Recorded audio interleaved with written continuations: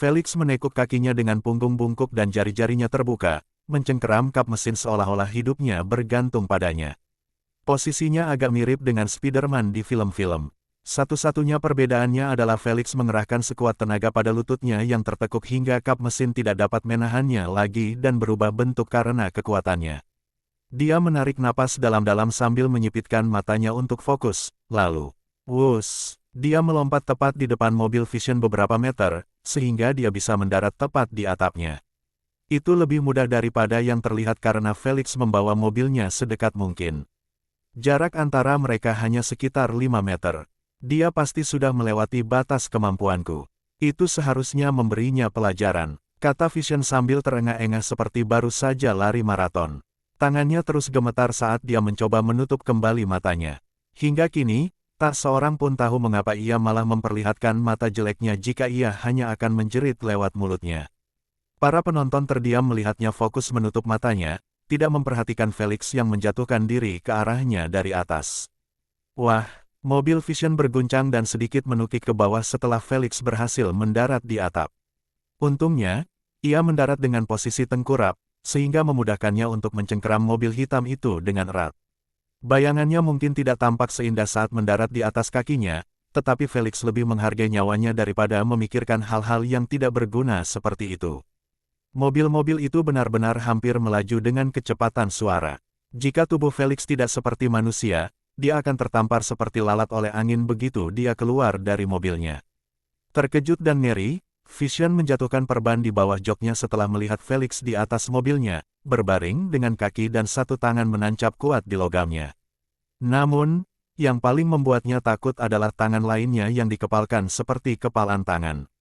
Bam! Vision menundukkan kepalanya karena takut setelah melihat pertahanan mobilnya yang paling berharga bisa dengan mudah ditekuk menjadi bentuk kepalan tangan hanya dengan satu serangan. Ia tidak berani membayangkan nasibnya jika pukulan itu mengenai dirinya. Ia segera mengambil alih kemudi dan mulai mengemudi secara acak. Berbelok ke kiri, kanan, mendatar, dan bahkan berputar beberapa kali. Namun, tidak ada yang berhasil menjatuhkan Felix. Genggamannya terlalu erat. Satu-satunya hal yang tetap konstan selama ini adalah suara pukulan Felix yang mengenai atap setiap kali ada kesempatan. Satu-satunya solusi bagi saya adalah menjauh dari mobilnya. Absolute Vision segera memutuskan untuk memperlambat laju mobilnya dan mengubah arah. Ia ingin menjauh sejauh mungkin dari mobil Felix, sehingga rantai yang melingkari pinggangnya tertarik dan menariknya menjauh. Itu strategi yang bagus dari Vision. Tapi Tuan Tanah kita yang terhormat sudah mengantisipasinya dan memodifikasi sistem autopilot agar tetap dekat dengan tubuhnya. Marlion mengomentari adegan ini sambil menggelengkan kepalanya sedikit. Dia tahu Vision sudah hancur dan tidak punya cara untuk membalas. Ini adalah nasib setiap petarung bertipe mental. Dihancurkan hingga hancur oleh petarung jarak dekat jika mereka mendekat. Setelah hanya 3 kali pukulan di tempat yang sama, Felix akhirnya berhasil melubangi atap. Kekuatannya yang luar biasa membuat para penonton bertanya-tanya apakah dia adalah binatang buas yang memakai kulit manusia. Halo, Felix menyapa Absolute Vision yang ketakutan dengan seringai lebar dari lubang itu. Ia kemudian mencengkeram kedua sisi lubang kecil itu dan membukanya agar lengannya bisa masuk. Tolong berhenti, aku menyerah. Kau bisa memenangkan perlombaan ini, aku tidak akan mengganggumu lagi. Vision memohon belas kasihan setelah menyadari lengan Felix mengarah ke kepalanya. Permohonannya akan terdengar lebih tulus jika dia tidak mencoba melepaskan sabuk pengamannya. Dia jelas ingin bersembunyi di bawah joknya. Sayangnya, Felix tidak mendengar apa-apa karena dia tuli. Dan kalaupun dia tidak tuli, dia tetap akan menghabisinya. Lagi pula, tidak ada kata menyerah dalam permainan. Saat permainan dimulai, hanya ada 3 pilihan, menang, mati, atau bertahan hidup setelah cedera parah. Jadi bagaimana dia bisa mempercayai kata-katanya? Felix tahu pasti bahwa saat dia menerima penyerahan Vision, dia akan langsung digigit habis-habisan olehnya nanti. Hal itu terjadi terlalu sering dalam permainan, dan menjadi hal yang biasa. Jangan khawatir, aku akan melakukannya dengan cepat. Felix tersenyum hangat sambil menggenggam kepala Vision dengan satu tangan. Vision mencengkeram tangan Felix, mencoba melepaskan jari-jarinya yang seperti baja. Namun, kekuatan belas kasihannya tidak bisa berbuat banyak. Tolong jangan bunuh aku, tolong. Dia terus memohon belas kasihan sambil meratap keras, tidak peduli dengan citranya. Sayangnya, Felix tidak mendengarnya karena dia mengencangkan cengkeramannya, mengerahkan seluruh kekuatannya. Ledakan, kepala Absolute Vision langsung meledak seperti semangka yang dipukul tongkat bisbol. Darah, daging, mata, dan bahkan cairan otak terpancar kemana-mana, mewarnai mobil dengan warna merah. Beberapa bagian bahkan mendarat di wajah Felix. Meski begitu, dia masih memiliki senyum hangat di wajahnya. Marlion dan para penonton terdiam sejenak melihat adegan biadab ini. Kemudian, entah dari mana, stadion itu riuh dengan suara-suara menggelegar. Teriakan, sorak-sorai, dan teriakan atas klimaks brutal yang sempurna yang mereka harapkan. Seperti yang diharapkan dari Tuan Tanah. Tidak ada sedikit pun keraguan saat dia dengan brutal mengeluarkan otak seseorang. Marlion yang gembira melompat ke atas meja komentatornya dengan ludah beterbangan dari mulut kanannya di atas mikrofon. Ia menunjuk ke layar besar dan adegan kepala Vision yang terbentur terus berulang-ulang. Pop, pop, pop. Suara tengkorak yang dihancurkan bergema setiap detik di stadion dan membuatnya semakin heboh. Dialah orangnya. Aku akan menjadi penggemar nomor 1 Landlord. Aku akan menonton semua pertandingannya, dan mendokumentasikan semua yang dia lakukan. Seorang anak laki-laki tampan berkacamata memutuskan dengan lantang sambil bertepuk tangan dengan bersemangat. Saya akan membuat klub penggemarnya. Pemain sekelas ini tidak boleh tetap tidak dikenal, kata seorang wanita dewasa yang cantik dengan kekaguman di matanya. Undang aku masuk. Aku juga. Jangan lupakan aku. Saya akan meninggalkan klub penggemar saya saat ini dan bersumpah setia kepada Tuan Tanah. Seorang pria dengan janggut oranye lebat mengumpat sambil mengintip wanita dewasa itu. Kakak, kamu juga pernah bilang begitu sebelum kamu bergabung dengan klubku kami. Seorang gadis cantik berkata dengan ekspresi malu sambil menarik bajunya. Itu hanya sekadar komentar sepintas. Tapi sekarang saya serius mengatakannya. Tapi, kamu juga pernah bilang begitu sebelumnya. Gumamnya pelan, tidak ingin mempermalukan kakaknya lagi setelah melihat tatapan aneh yang diberikan orang lain padanya. Namun, tak lama kemudian para penonton mengabaikan mereka dan fokus pada Felix yang ditarik oleh rantai ke pintu mobil. Angin membasuh wajahnya dari potongan-potongan daging itu. Felix melepas rantainya dan melompat ke dalam mobilnya melalui jendela yang pecah. Dia kemudian mengikat sabuk pengamannya dan mengambil alih kendali kemudi. Aktifkan mode mengemudi manual, perintahnya. Seketika, lampu merah di dalam mobil berubah menjadi hijau selama sepersekian detik sebelum mati. Felix mencengkeram kemudi dan memacu mobilnya secepat mungkin menuju padang pasir merah. Dia tidak bisa lengah hanya karena dia saat ini adalah petarung peringkat 1. Bagaimanapun, mereka melaju ke arah yang berbeda setelah Vision mencoba menjatuhkannya. Hal ini sangat menundanya. Belum lagi jendela mobilnya yang pecah akan mengurangi kecepatannya secara signifikan karena adanya hambatan angin. Lupakan tentang menjaga kecepatannya, Felix khawatir mobilnya bahkan tidak akan mampu mencapai kecepatan alami maksimumnya. Jangan pernah lupa bahwa pemain yang menyingkirkan Arctic Heart selalu berada di belakangnya. Felix mungkin telah membuat jarak yang cukup jauh di antara mereka dengan kecepatan 5 kali lipat dari kecepatan normal mereka.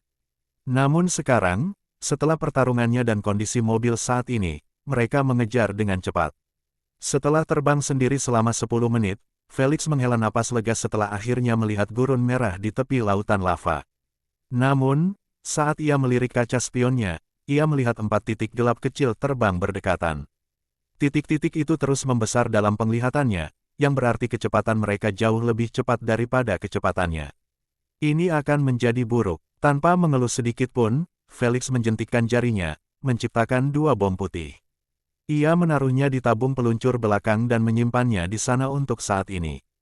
Fokusnya hanya pada 2 hal, menjadi yang pertama mencapai garis akhir dan menghalangi para bajingan itu merampas kemenangannya yang susah payah diperolehnya. Ia terus melirik kaca spionnya secara berkala untuk merasakan jarak yang memisahkan mereka.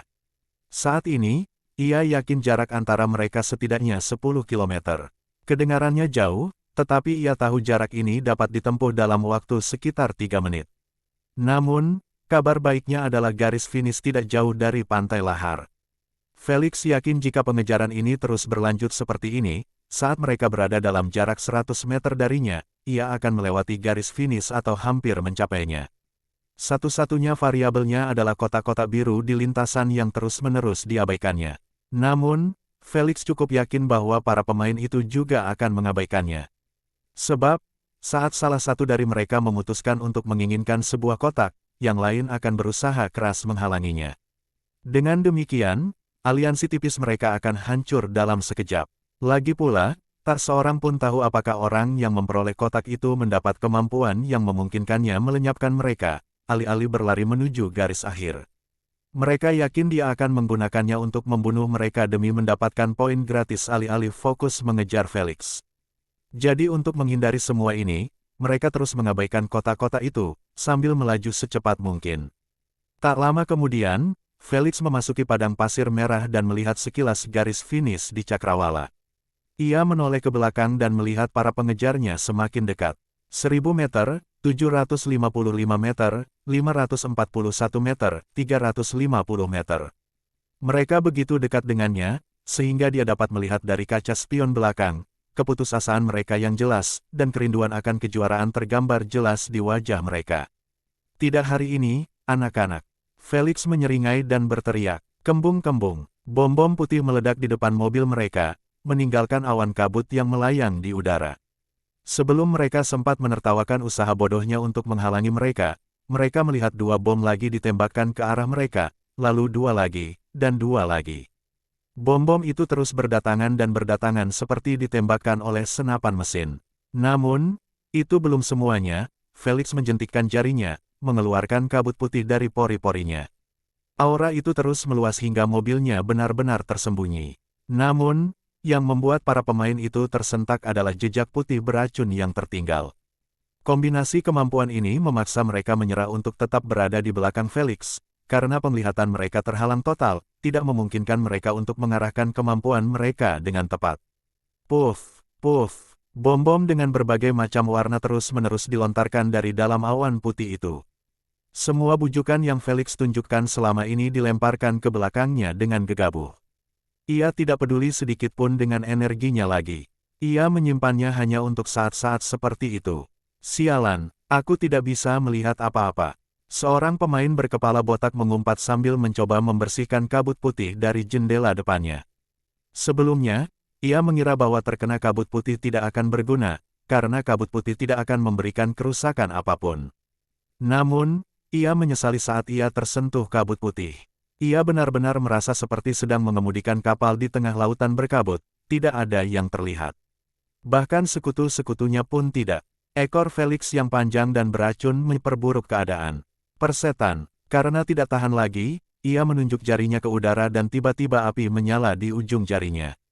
Api itu membesar dari nyala lilin menjadi tombak emas yang runcing. Ia menaruhnya di platform panjang di sebelah kanannya dan menyalakan api. Tombak itu diluncurkan dari tengah bemper mobil, tepatnya dari lubang kecil yang tersembunyi. Fiuh, bam, suara tabrakan yang sudah tidak asing lagi itu membuat perasaannya menjadi gembira. Tepat saat dia membuat tombak lain dan menaruhnya di peron, mobilnya menabrak dinding tebal yang terbuat dari tanah liat berwarna coklat, membuat wajahnya yang gembira terbentur roda. Retakan, hidungnya pun tak luput dari benturan mendadak itu, karena hidungnya berubah bentuk menjadi aneh. Kau hancurkan semuanya, bajingan bangsat. Di luar amarah, seorang gadis berambut coklat berteriak dengan mata merah. Ia segera mengalihkan pandangannya dari si botak, yang mengacaukan peluangnya untuk menang tanpa menyadarinya, ke mobil Felix yang hendak memasuki garis finish. Hanya beberapa ratus meter lagi sebelum dia menyeberanginya. Bagaimana dengan dia? Dia adalah yang paling dekat dengan mobilnya. Ya, itu sebelum dia terkena tombak botak itu. Dia bisa saja mencapai Felix dan bahkan melampauinya, tetapi tombak sialan itu mengenai pendorong kirinya dan merusaknya. Kecepatannya melambat secara bertahap sampai secercah harapan terakhir di matanya pupus. Fiuh, fiuh, fiuh, fiuh. Lega, Felix mengepalkan tinjunya ke udara selama sepersekian detik saat ia melewati jalur hitam dan putih. Ia segera diikuti oleh 2 mobil lain, lalu akhirnya mobil si rambut coklat yang sedang cemberut. 1 pertandingan sudah di tangan, 3 pertandingan lagi masih harus dilalui. Ia tersenyum sambil memijat bahunya yang lelah atas semua yang terjadi selama pertandingan yang sulit ini. Benar-benar pantas diberi nama lebih besar dari Ditrace kurang dari. Hadirin sekalian, Mohon berikan tepuk tangan untuk jagoan kalian. Marlion mencengkeram mikrofon dengan kedua tangannya dan menempelkannya tepat di antara mulutnya. Ia menarik napas dalam-dalam dan berteriak sekeras-kerasnya, LAANDLOORD. Ia mengatur waktu dengan sangat baik, sehingga saat ia meneriakkan nama itu, Felix langsung melesat melewati garis finish. Para penonton tidak menunggu perintahnya, karena mereka sudah bersorak dan bertepuk tangan hingga suara mereka pecah dan tangan mereka memerah.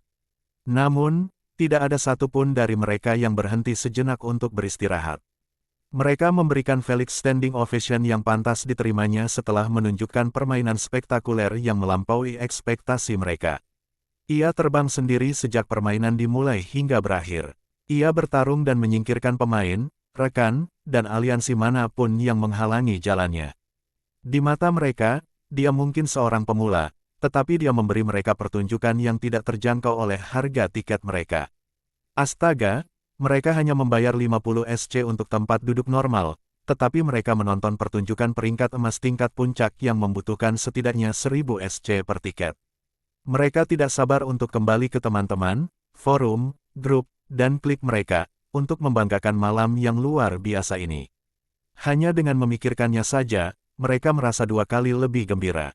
Pemilik tanah, pemilik tanah, pemilik tanah. Nama Felix terus diteriakkan secara berkala setiap detiknya sehingga menciptakan gelombang semangat di seluruh stadion. Jauh di atas, di ruang VIP, kedua tetua pun bertepuk tangan sambil tersenyum puas atas penampilan Felix. Tidak pernah menyangka dia akan membuka kekuatan pasif bahkan dengan dorongan sebesar itu. Sang tetua mengusap jenggotnya dan menambahkan dengan rasa penasaran, aku semakin tertarik dengan garis keturunan binatang buas yang dia gunakan. Apakah kamu memperhatikan? Dia sama sekali tidak menggunakan kemampuan puncaknya selama perlombaan, kata wanita tua itu. Benar, satu-satunya yang dia gunakan sejauh ini adalah 2 kemampuan aktif dan 1 pasif. Terlalu sulit untuk menilai integrasinya berdasarkan apa yang dia tunjukkan. Dia tersenyum, tapi setelah kita mengikatnya, kita bisa menanyainya nanti tentang rincian garis keturunannya dan integrasinya. Apakah kamu akan bertindak sekarang? Tanyanya. Tidak, mari kita tunggu 1 atau 2 hari untuk melihat apa yang akan ditawarkan klan lain kepadanya. Dia menggelengkan kepalanya. Baiklah, haruskah kita menaikkan tawaran rayuan untuk berjaga-jaga? Usulnya. Tidak, ramuan pembersih itu sudah cukup untuk menjeratnya, kecuali yang lain menawarkan sesuatu yang lebih baik. Dia terkekeh, tapi aku meragukannya. Dia mengangguk mengerti dan fokus pada Felix yang saat itu sedang keluar mobil sambil merentangkan tangannya di belakang punggungnya. Marlion yang bersemangat dan tidak sabaran langsung melompat dari podium komentator ke tanah, mendarat tepat di sebelah Felix. Ia jelas ingin mewawancarainya. Sayang, saat ia membuka mulut kirinya, tidak ada suara sedikit pun yang keluar dari bibirnya. Keputusasaan menyelimuti Marlion saat dia menatap tanda di atas kepala Felix. Lebih besar dari tidak ada wawancara kurang dari. Sebelumnya, ia berasumsi bahwa Felix hanyalah salah satu dari banyak pemain baru yang hanya ikut serta dalam permainan untuk menambah jumlah pemain dan membuat para pemain veteran terlihat bagus. Akan tetapi, setelah Felix menjadikan mereka semua bahan tertawaan tanpa menggunakan kemampuan aktif puncaknya, pandangan biasnya langsung berubah. Pada titik ini, yang diinginkannya hanyalah berbicara kepada sang juara dan menghujaninya dengan pertanyaan tentang garis keturunannya, kepribadiannya, keinginannya, mengapa dia menyembunyikan wajahnya, dan begitu banyak pertanyaan yang membuat kepalanya bengkak. Sayangnya, tag itu terus menonaktifkannya setiap kali dia memutuskan untuk berbicara. Felix terkekeh melihat pemandangan ini dan melambaikan tangannya pelan ke arah para penonton yang meneriakkan namanya dengan keras. Kemudian di bawah mata mereka dan para pemain yang selamat, dia hancur menjadi partikel putih. "Nu!" teriak Marlion dengan ekspresi ngeri. Namun, tidak banyak yang berubah karena Felix benar-benar telah tiada. Dia berlutut sambil bergumam putus asa, bagaimana dengan upacara trofi? Meminta permintaan, menghabiskan poin permainan di bawah tatapan para penggemar. Dia meninju tanah dengan tangan sampingnya, hampir menangis, begitu banyak hal yang harus dilakukan, tetapi bajingan itu melarikan diri, meninggalkanku untuk menghibur penonton dengan para pecundang itu. Marlion benar-benar tidak bereaksi berlebihan, karena upacara penyerahan trofi dan pemenuhan harapan adalah salah satu hal yang disukai semua orang untuk ditonton. Tanpa mereka, para penonton akan benar-benar merasa tidak enak setelah meninggalkan stadion. Mereka adalah penutup yang sempurna untuk setiap pertandingan. Sayangnya, Felix tidak peduli dengan akhir bahagia mereka. Tidak mungkin dia akan mengungkapkan keinginannya atau barang-barang yang dibelinya dengan poin gamenya saat siaran langsung. Satu-satunya yang tidak pernah kehilangan publisitas gratis seperti itu adalah para idola sejati, yang mencari perhatian secara harfiah. Di sisi lain, proses penerimaan piala yang bersifat seremonial saja sudah menjadi proses yang membosankan bagi Felix, karena ia sudah mengalaminya berkali-kali di kehidupan sebelumnya. Jadi, tidak ada yang bisa menahannya setelah memenangkan pertandingan kecuali jika ia memenangkan gelar. Felix tidak keberatan untuk tetap bertahan dan menerimanya jika itu terjadi. Itu karena ia tidak pernah mendapatkan gelar di kehidupan sebelumnya. Tidak ada gelar unik maupun gelar MVP. Mendapatkannya lebih sulit daripada yang terlihat. Sama seperti dalam permainan ini, Felix berjuang keras untuk memenangkan permainan, namun untuk mendapatkan gelar unik, ia harus membantai semua pemain yang bersamanya. Lucu sekali, dia hampir membunuh 7 pemain.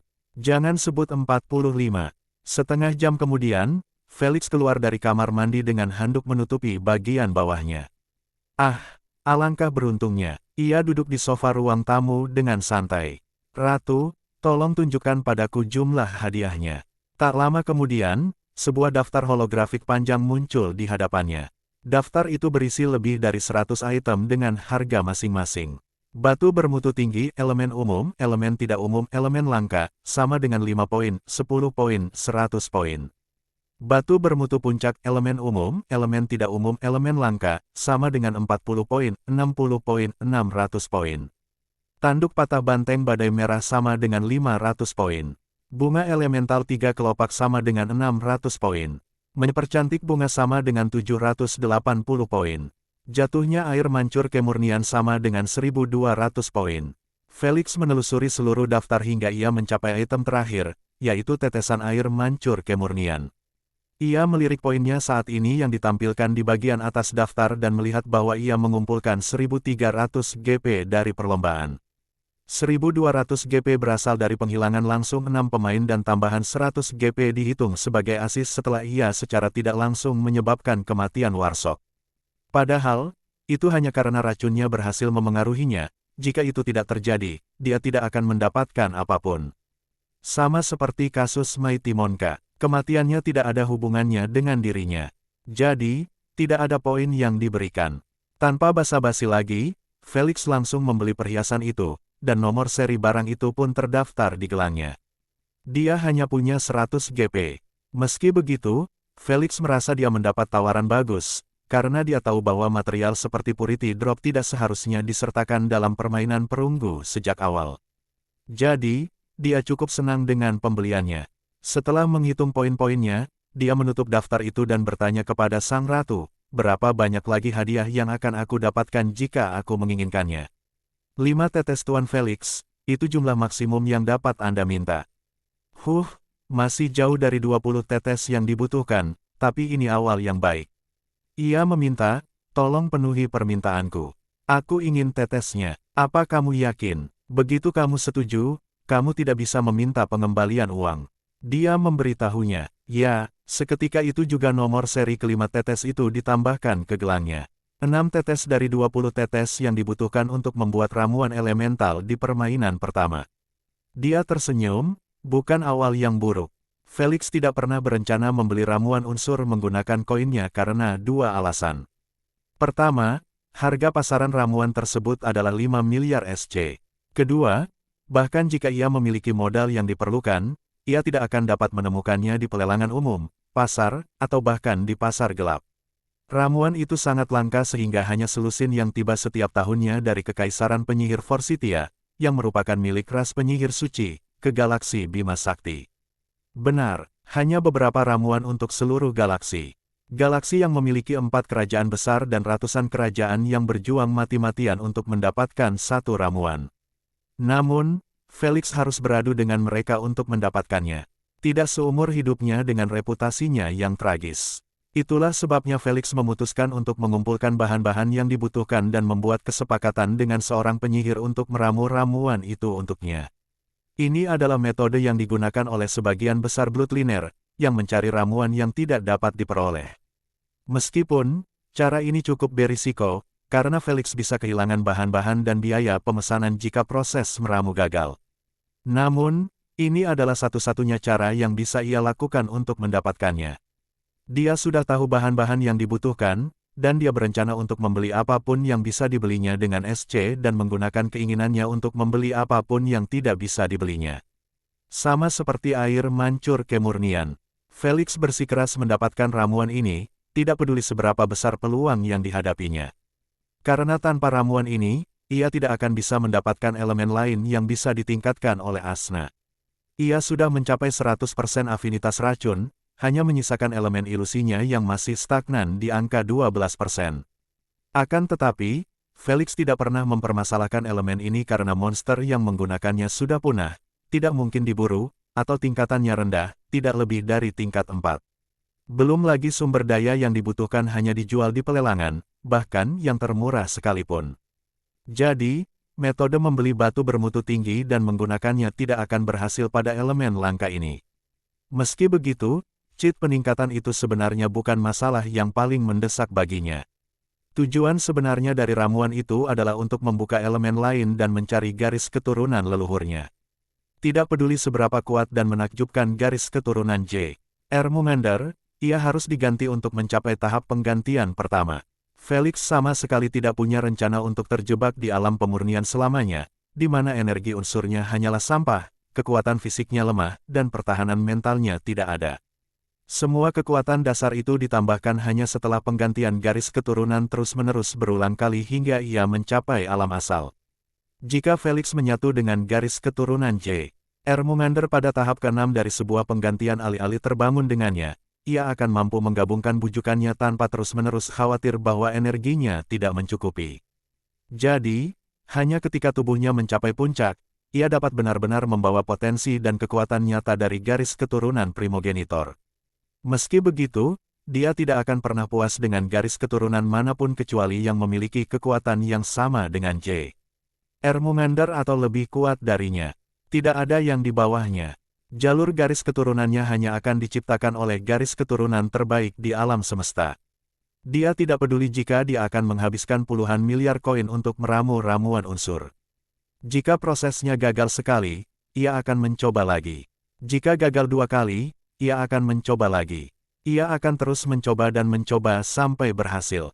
Periode, hubungannya dengan Asna. 5 menit kemudian, Felix sedang duduk di ruang tamu dengan pakaian lengkap. Dia tidak melakukan apapun selain menatap langit-langit dengan ekspresi linglung. Dia terus mencoba mengakses kesadarannya dan memperbaiki hubungannya dengan Asna, tetapi dia tidak tahu harus mulai dari mana. Astaga! Dia masih belum bisa menemukan apa yang benar-benar membuatnya kesal sampai sejauh itu. Dia tahu bahwa ejekannya agak keterlaluan, tetapi tetap saja, itu hanya ejekan. Berdasarkan kepribadian Asna, dia seharusnya sudah mengabaikan mereka sekarang dan mulai merencanakan cara untuk membalas dendam.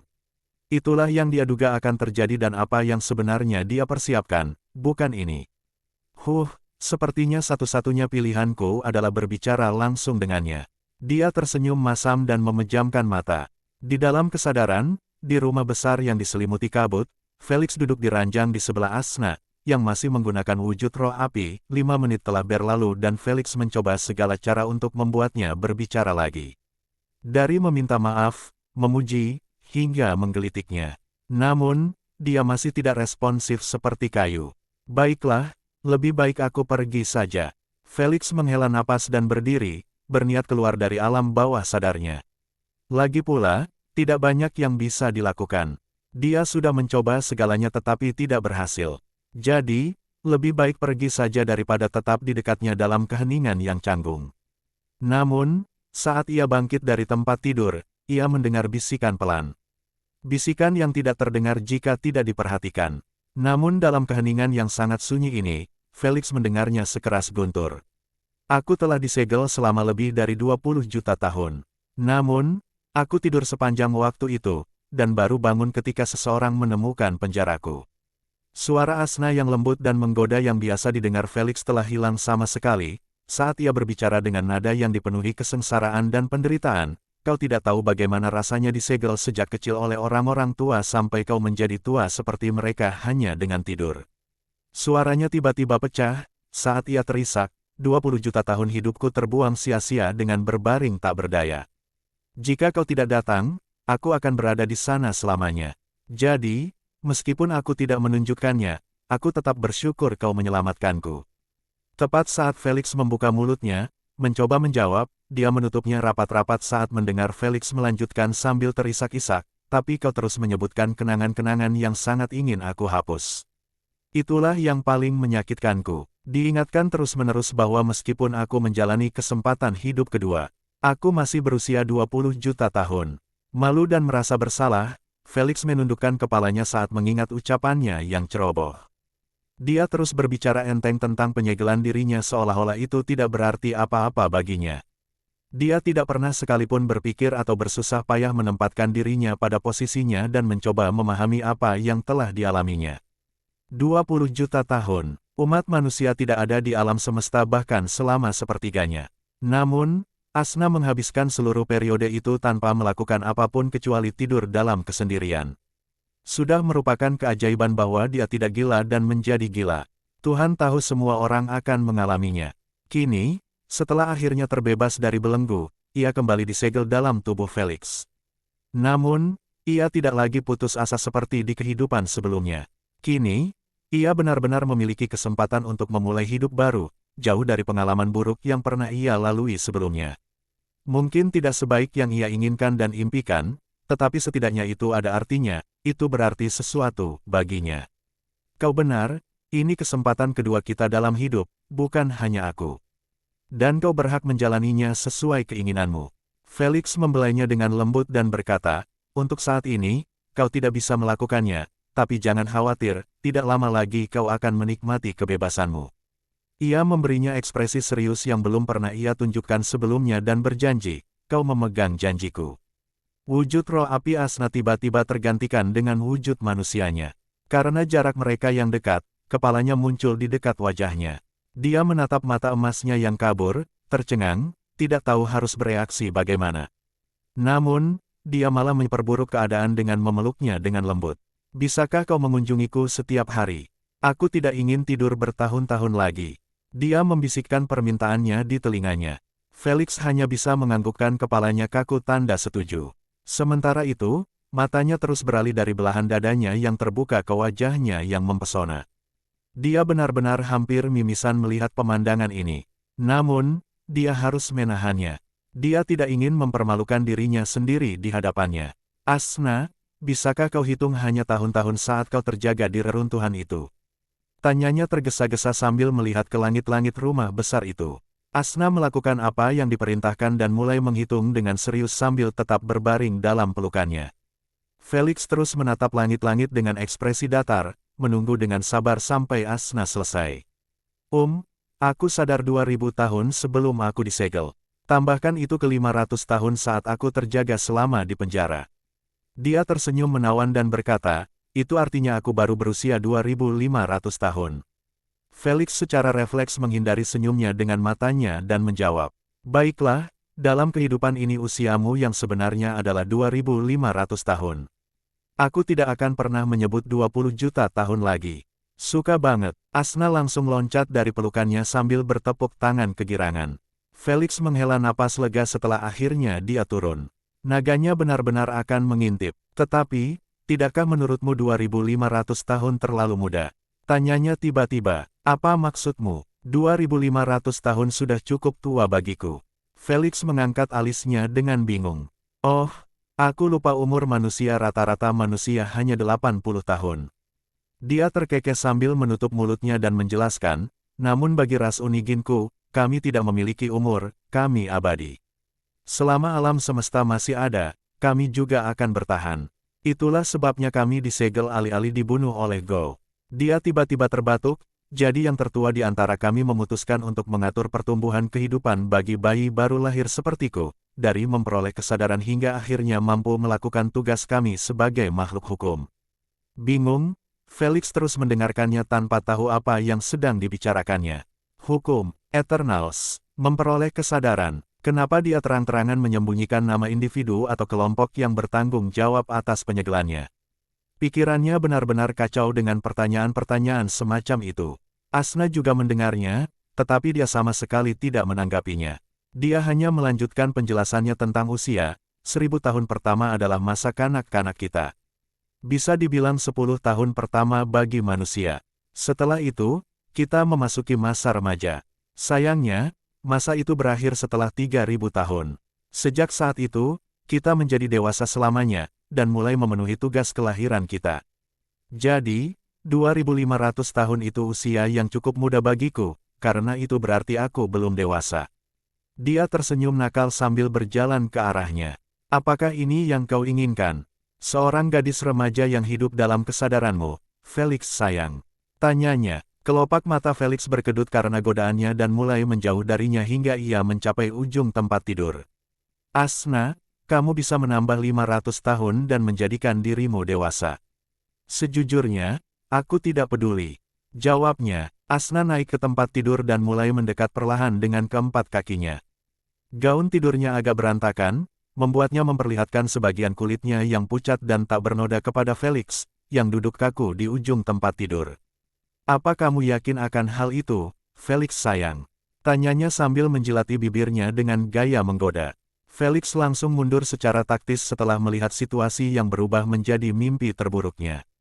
Dia hendak meraihnya dan melihat naganya sekaku kayu. Felix, tidak akan pernah. Beri dia kepuasan melihat dia terangsang olehnya.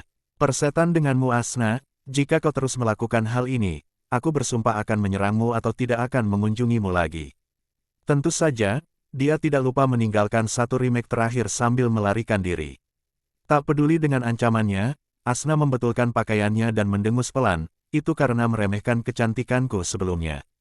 Pada akhirnya, dia masih sakit hati karena dia meremehkan kecantikannya dengan ucapannya. Dia bukan Asna jika dia tidak membalas dendam. Dan jangan berani-beraninya kau menggunakan wajahku sebagai cetakan untuk permainan bodohmu. Aku tidak ingin semua orang meniru wajahku. Tiba-tiba dia berteriak, baiklah, dasar pelit, kenapa harus sok menyebalkan? Itu kan cuma muka. Felix menjawab dengan kesal setelah ditolak. Asna mengabaikan amarahnya dan memperhatikannya menutup antar muka pengubah wajah. Bajingan itu segera membukanya setelah meninggalkan kesadarannya. Jelas, dia berencana memanfaatkan suasana hatinya yang baik dan meminta izinnya. Sayangnya, dia menegurnya, bahkan sebelum dia membuka mulut. Kurasa hoodie ini akan menjadi temanku untuk waktu yang lama. Gumamnya, terhibur dan gembira, dia terkikik pelan setelah melihatnya mencoba menyesuaikan hoodie itu dengan ekspresi muram. Haruskah aku tetap memakai warna hitam? Felix meletakkan tangannya di dagunya sambil menatap hoodie hitam holografik itu. Sebelumnya, ia tidak mempermasalahkannya karena ia pikir itu hanya solusi sementara sampai Asna memberinya restu. Sayangnya, ia ditolak mentah-mentah. Jadi sekarang, ia hanya bisa mengerjakan hoodie itu agar terlihat lebih bagus. Dia lebih suka tetap bersikap misterius daripada menunjukkan wajah acak kepada para penggemar yang dangkal itu. Lagi pula, dia memperoleh 150 juta SC hanya dari pendapatan streaming 3% yang didapatnya setelah memenangkan permainan. Bagaimana dengan eliminasi? Dia hanya mendapat bonus 5 juta SC atas setiap pembunuhan langsung. Karena dia mengalahkan 6 pemain, dia memperoleh 30 juta SC. Pendapatan ini hanya untuk pertandingan perunggu, di mana tiketnya sangat murah dan siaran langsungnya gratis untuk semua orang. Dalam pertandingan emas dan di atasnya, harga tiketnya mahal dan siaran langsungnya didasarkan pada langganan bulanan berbayar ke situs web SG. Bayangkan jumlah besar yang bisa ia peroleh dari pendapatan 3% dari memenangkan permainan emas. Ditambah lagi, ia memiliki basis penggemar yang besar yang mendukungnya dan datang untuk menonton semua permainannya. Felix tidak terburu-buru mencapai peringkat emas tanpa alasan. Ia tahu bahwa perbedaan antara peringkat perunggu dan peringkat emas tidak dapat diukur sedikitpun. Kalau saja aku diizinkan bertaruh pada diriku sendiri, aku pasti sudah meraup banyak uang dari menghina para pemula itu. Dia menggelengkan kepalanya saat memikirkan hal itu tiba-tiba. Sial, aku bahkan tidak bisa memberikan koinku kepada Olivia atau kakek untuk bertaruh padaku. Ia mengusap rambutnya dengan kesal karena kehilangan rejeki nomplok seperti itu. Namun, Ia hanya bisa menahannya dan fokus pada metode lain untuk mendapatkan koin. Pada akhirnya, dia tidak bisa begitu saja memberitahu kakeknya dan Olivia bahwa dia adalah tuan tanah dan mereka harus bertaruh padanya dengan ratusan juta. Mereka tidak cukup bodoh untuk tidak menyadari bahwa Felix menyembunyikan rahasia yang dalam. Lagi pula, bagaimana mungkin seseorang yang baru saja mencapai tingkat kemurnian yang lebih rendah memiliki dua kemampuan aktif? Belum lagi mendapatkan koin dalam jumlah besar dalam waktu yang singkat. Alasannya yang tidak masuk akal untuk memenangkan taruhan atau lotre tidak akan berhasil lagi. Jadi, pilihan terbaik adalah menyembunyikan identitas tuan tanah dan melupakan taruhan pada dirinya sendiri. Cih, dasar tukang taruhan sialan, merusak segalanya untukku. Dia mendecakkan lidahnya untuk mengkritik pemain, yang menyebabkan taruhan pada dirinya sendiri melanggar aturan. Bajingan itu menemukan celah dalam sistem taruhan dan memanfaatkannya, menyebabkan tempat taruhan kehilangan sedikitnya 8 miliar SC sekaligus. Berdasarkan apa yang Felix baca di dokumenter TV-nya, bajingan itu selalu berada di peringkat emas tingkat puncak. Terkadang dia mencapainya dan seringkali dia turun kembali ke peringkat emas tingkat rendah. Kemudian mulai lagi dari awal hingga dia mencapainya lagi. Namun, suatu hari ia kalah 5 kali berturut-turut saat berada di tingkatan rendah. Setiap pemain yang kalah sebanyak itu akan langsung diturunkan ke peringkat yang lebih rendah. Dalam kasusnya, ia kembali ke peringkat perak. Alih-alih marah seperti kebanyakan pemain, ia justru melihat sebuah peluang. Sebuah peluang yang mungkin akan mengubah hidupnya selamanya. Rencananya sederhana, kalah sebanyak mungkin sambil tetap hidup sampai ia turun ke level perak rendah, lalu bertaruh besar pada dirinya sendiri untuk memenangkan permainan. Selain itu, ia membuat semua teman dekat dan anggota keluarganya bertaruh padanya. Seperti yang diharapkan, ia memenangkan permainan yang diikutinya, dan berhasil meraih gelar juara dengan susah payah. Namun, berita tentang strategi dan jumlah total yang diperolehnya tidak sampai sehari sebelum dibocorkan oleh seorang teman dekatnya. Begitu berita itu keluar, setiap pemain bergegas meniru strateginya sebelum strateginya ditambal. Sayangnya, Ratu tidak memberi mereka waktu sehari pun sebelum menambalnya dengan menghapus taruhan pada diri sendiri. Selain itu, membuat semua pemain yang peringkatnya lebih rendah disatukan dalam permainan yang sama. Pada saat itu, semoga beruntung bertaruh pada diri sendiri melawan pemain dengan kekuatan yang sama atau lebih tinggi dari Anda. Keputusan dan solusi Ratu selalu efisien dan langsung ke intinya. Bicara soal peringkat, Felix menggeser hoodie holografiknya ke samping dan menekan antarmuka profilnya, berencana untuk membaca perubahan baru pada statistiknya. Peringkat perunggu tingkat menengah, mainkan 3 permainan penempatan lagi untuk mendapatkan peringkat akhir Anda. Jumlah pertandingan, 001. Kemenangan, 001. Kerugian, 000. Kemenangan beruntun, 001. Rentetan kekalahan, 000. Eliminasi, 006. Seperti yang diharapkan, untuk setiap penempatan yang dimenangkannya, ia akan ditempatkan 2 tingkat lebih tinggi, tidak seperti hanya mendapat 1 tingkat lebih tinggi setelah memenangkan 1 permainan normal. Inilah alasannya dia harus memenangi permainan penempatan tersebut, karena akan membutuhkan usaha yang sangat keras untuk mendaki 4 tingkatan setiap peringkat, rendah, menengah, tinggi, dan puncak untuk akhirnya mencapai emas. Belum lagi Felix juga bisa kalah dalam permainan dan turun tingkat. Ia tidak sombong karena mengira bisa memenangkan semua permainan hanya karena garis keturunannya yang unik. Lagi pula, ada beberapa jenis permainan yang sangat tidak menguntungkan kemampuannya atau membutuhkan serangkaian keterampilan yang tidak dimilikinya. Pertandingan supremasi tidak menguji siapa yang memiliki tinju terkuat. Namun, siapa yang dapat beradaptasi dalam setiap situasi unik dan muncul sebagai juara. Merasa puas dan senang, Felix menutup tampilan profilnya dan memutuskan untuk tidur siang sebentar. Di kehidupan sebelumnya, ia selalu minum 1 botol setelah setiap pertandingan, baik ia menang maupun kalah.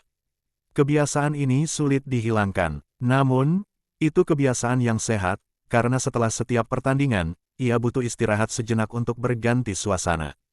Tanpa basa-basi lagi, ia langsung pergi ke kamar tidurnya, sama sekali lupa mengganti warna hoodie-nya. Jujur saja, berdasarkan karakter Felix, ia akhirnya akan membiarkan hoodie-nya tetap berwarna hitam. Setidaknya, warna hitam serasi dengan celana olahraga dan sepatu kets yang rencananya akan dikenakannya selama pertandingan. 4 jam kemudian, Mari kita lihat, apakah aku meninggalkan jejak online atau tidak. Dengan cangkir kopi di satu tangan, Felix mengetik namanya di mesin pencari dan menekan lebih besar dari enter bagaimana cara masuk ke klub penggemar Landlord of Inducements. Bertanggung jawab atas dokumentasi kurang dari. Felix tersenyum hangat melihat foto penulis biografinya yang masih muda. Dia masih remaja. Yah, dia tidak tahu apakah itu wajah aslinya atau bukan. Namun, di UVR, ada aturan tidak resmi yang harus dipatuhi semua orang. Seseorang harus selalu memperlakukan orang berdasarkan citra yang mereka pilih. Jika tidak karena itu, Felix tidak akan diperlakukan seperti anak muda oleh sebagian besar toko yang dikunjunginya. Sebaiknya dia sedikit dihibur. Dia mengirim 2 jempol biru menggunakan profil pemiliknya. Kemudian, dia meninggalkan situs web dan menutup semua layar holografik. Akan tetapi, tepat saat ia berencana untuk keluar, sang ratu memberitahunya dengan nada monoton, "Tuan, Anda telah menerima 13 email baru di ide pemilik rumah Anda. Apakah kamu ingin aku membacanya?" Tanyanya. Terkejut, Felix mengangkat alisnya melihat email-email yang ditujukan ke profil pemiliknya dan bukan ke ide UVR-nya. "Silakan," pintanya sambil duduk kembali di sofa. Email pertama berasal dari klan ular mengerikan, katanya. "Yang terhormat Bapak pemilik rumah. Penampilanmu selama perlombaan kematian benar-benar memanjakan mata kami. Kamu telah melampaui persyaratan kami untuk bergabung dalam perjalanan klan kami, oleh karena itu kami memutuskan untuk segera mengundangmu sebagai anggota lingkaran dalam. Terlebih lagi, jika kau memutuskan untuk menerima undangan kami, kau akan diberi hadiah taring ular hantu yang berbisa. Kami menunggu dengan sabar untuk mendengar kabar baik dari Anda. Hormat saya, klan ular yang menakutkan." Email kedua dari klan Miasma Gelap. "Yang terhormat Bapak pemilik rumah. Nama saya Joseph, anggota pengintai klan Dark Miasma, salah satu dari 3 klan teratas di Kerajaan Alexander. Saya telah menyaksikan pertandingan Anda secara langsung dan sangat gembira setiap detiknya. Tentu saja, itu semua karena penampilan Anda yang spektakuler. Namun, saya perhatikan bahwa potensi Anda belum sepenuhnya tergali, dan saya yakin, tidak. Saya yakin bahwa dengan bergabung dengan klan kami, Anda akan mencapai potensi penuh Anda. Kami memiliki semua sumber daya yang diperlukan untuk membantu Anda mencapainya. Tak perlu dikatakan lagi, ini adalah undangan langsung untuk menjadi anggota lingkaran dalam. Selain itu, selama bulan pertama Anda di klan, Anda akan dapat menghadiri kelas tentang cara membuat teknik oleh tetua tamu kami, Ten Sulfur, secara gratis. Saya harap saya dapat mendengar kabar Anda sesegera mungkin. Hormat saya, Pramuka Joseph." Tepat saat Ratu mencoba melanjutkan membaca email yang tersisa, Felix menghentikannya dengan bertanya, "Apakah semua email itu undangan ke klan?" "Ya, baiklah, tidak perlu membacanya lagi. Cukup balas ke semuanya bahwa saat ini aku tidak sedang mencari klan untuk bergabung." Dia melambaikan tangannya dengan acuh tak acuh dan menambahkan, "Dan juga, balas ke undangan klan selanjutnya yang kuterima dengan respons yang sama. Sesuai keinginan Anda, Tuan Felix. Belajar teknik." Dia menggelengkan kepalanya sambil terkekeh. "Saat aku memilih jalur garis keturunan ini, tidak ada seorang pun yang hidup untuk mengajariku. Ratu, tolong keluarkan aku."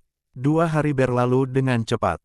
Felix menghabiskan hari-hari itu untuk beristirahat, tidak melakukan apa-apa selain pergi ke pantai di pulau tempat tinggalnya untuk bersenang-senang, atau mengunjungi Asna. Ketegangan yang terjalin di antara mereka sedikit membaik setelah ikatan mereka. Sekarang Asna tidak banyak tidur, tetapi menghabiskan sebagian besar waktunya mengawasi Felix dan terus-menerus mengganggunya agar ikut bermain kartu atau menonton film bersama. Meski begitu Felix tidak mengeluh, karena ia tahu Asna bisa jadi cukup menyenangkan jika ia tidak mengumpat, menghina, melecehkan, menggoda, merayu, merengek. Sudahlah. Meski begitu, Felix sangat menikmati 2 hari libur itu karena dia benar-benar merasa sangat segar setelah bekerja keras selama setahun penuh untuk membangun fondasi yang kokoh bagi masa depannya. Ini mungkin pertama kalinya dia mengambil waktu istirahat yang sebenarnya sejak dia dikirim ke garis waktu ini, dan dia menyukainya.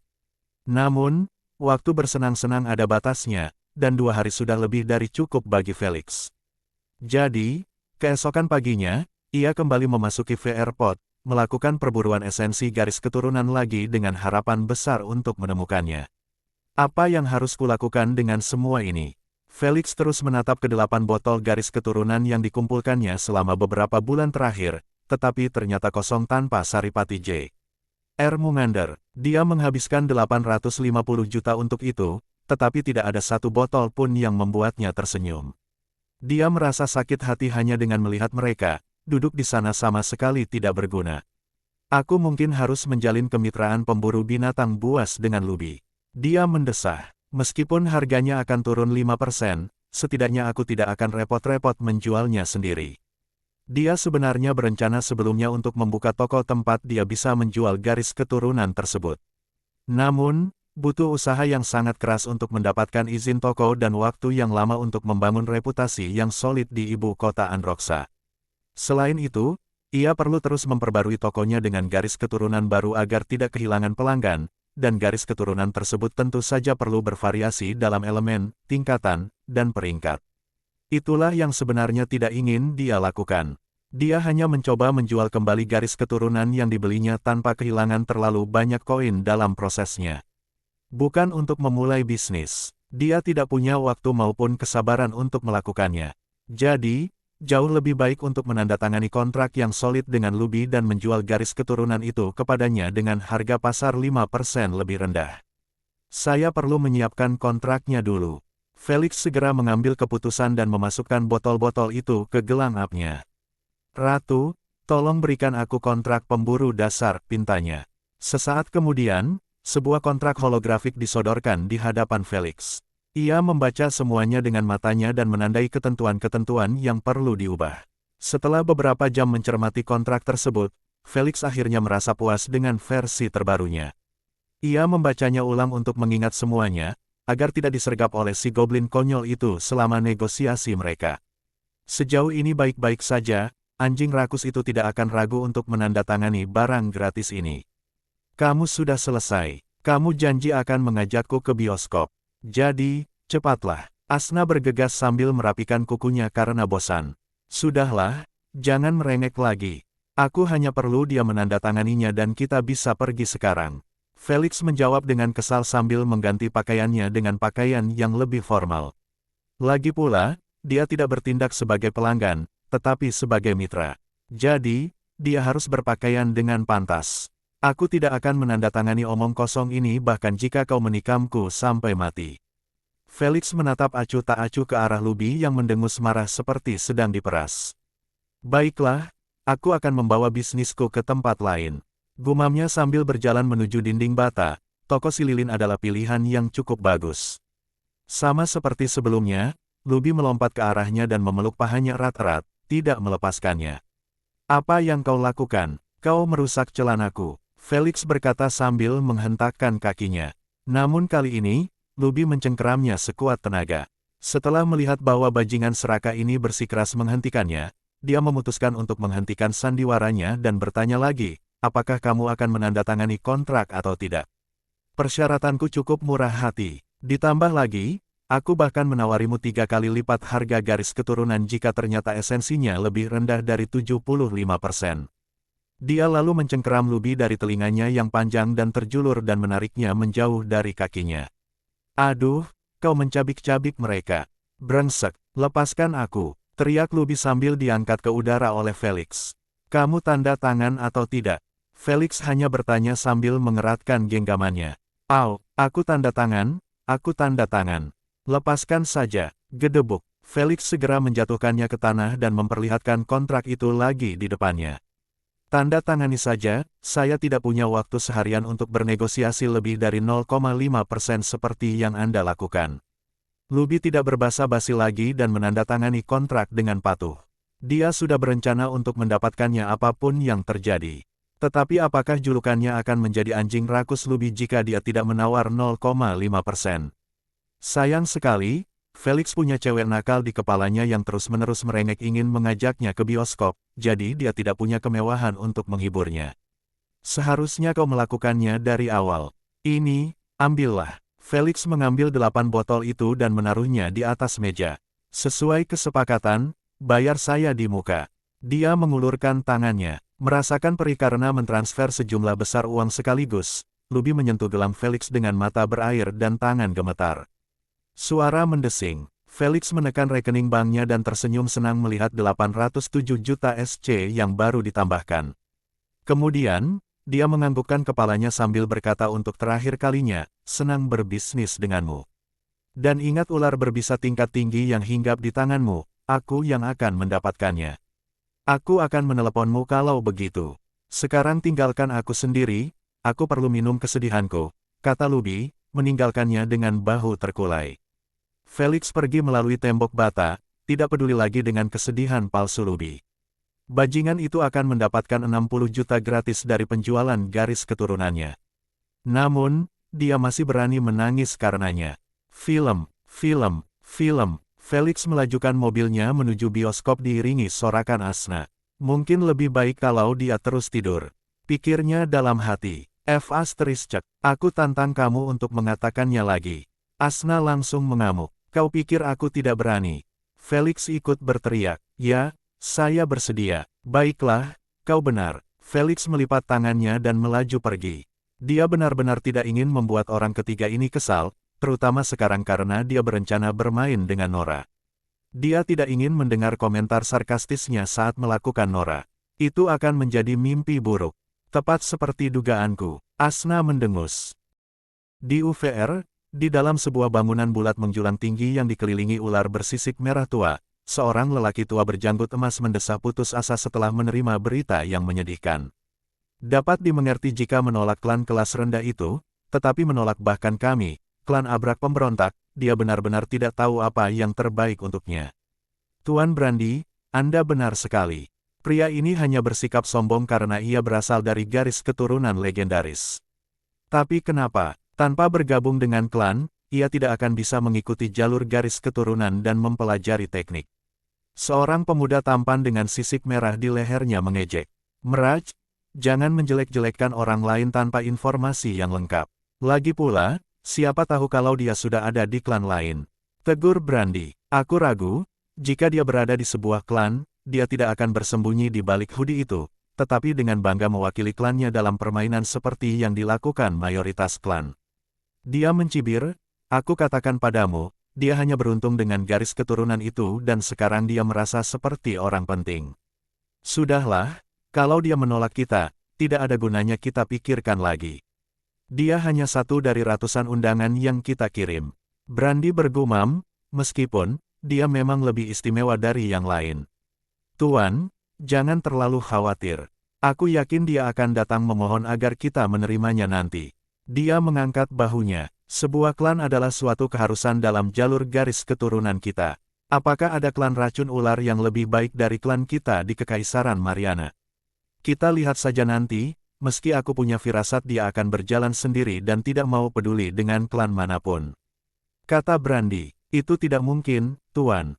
Meraj menggelengkan kepalanya dengan kuat.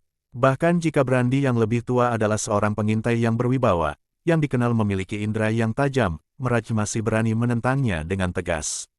Dia tahu bahwa perasaan sebagai orang yang lebih tua itu terlalu berlebihan. Jalan yang menyendiri, dia tahu bahwa tidak ada satupun manusia waras yang berani mempertaruhkan masa depan mereka pada jalan yang tidak diketahui. Padahal mereka bisa bergabung dengan klan dan memperoleh garis keturunan sempurna yang mengarah ke alam asal. Belum lagi, teknik-teknik yang membutuhkan waktu ribuan tahun untuk dikumpulkan oleh klan-klan tersebut. Dia benar-benar yakin bahwa Felix tidak akan repot-repot menciptakan jalur garis keturunannya sendiri padahal dia bisa saja bergabung dengan klan mereka yang memiliki garis keturunan yang dibuat dengan baik dan memiliki peluang lebih tinggi dibanding klan lain untuk mencapai alam asal. Seluruh keberadaan klan pada awalnya diciptakan oleh para pewaris garis keturunan alam asal untuk menjaga agar keturunan mereka yang mewarisi garis keturunan dan kemampuan mereka tetap bersatu melawan yang lain. Namun saat ini, mayoritas klan telah dibuka untuk umum agar semua orang dapat bergabung. Seorang bloodliner hanya perlu memiliki afinitas yang sama dengan jalur garis keturunan yang diikuti klan dan dia dapat mengikuti jalur masuk. Namun, saat seseorang bergabung, dia harus menggunakan garis keturunan binatang yang sama dari kebangkitan hingga tahap ke-6 penggantian. Inilah arti sebenarnya dari jalur garis keturunan. Kombinasi semua garis keturunan yang digunakan sejak bangun hingga muncul sebagai ras sub-manusia baru di alam asal. Mayoritas klan memiliki jalur garis keturunan sempurna yang mengarah ke wilayah itu. Dengan kata lain, seseorang menggunakannya dan berhasil mencapai wilayah itu. Di sisi lain, jalur yang tidak sempurna adalah jalur yang memiliki masalah kecocokan antara garis keturunan binatang yang digunakan atau binatang tingkat 7 terakhir tidak mungkin dimangsa oleh 1% garis keturunan manusia. Ini menunjukkan bahwa lebih mudah terjatuh pada jalan yang tidak sempurna daripada terjatuh pada jalan yang sempurna untuk mencapai puncak tangga manusia. Inilah sebabnya manusia berhenti bersusah payah meneliti jalur baru dan memutuskan untuk bergabung dengan klan kuno dan membuat hidup mereka lebih mudah. Tetapi apa yang benar-benar membunuh jalur soliter atau jalur penelitian, adalah teknik yang diciptakan dari kombinasi kemampuan aktif dan pasif dari garis keturunan berbeda yang digunakan selama perjalanannya. Seorang bloodliner dapat menggabungkan kemampuan aktif dengan kemampuan aktif lainnya, atau kemampuan aktif dengan kemampuan pasif, dan terakhir kemampuan pasif dengan kemampuan pasif. Persyaratan minimum yang dibutuhkan agar sebuah teknik dapat tercipta adalah kemampuan yang digabungkan harus berasal dari garis keturunan yang berbeda.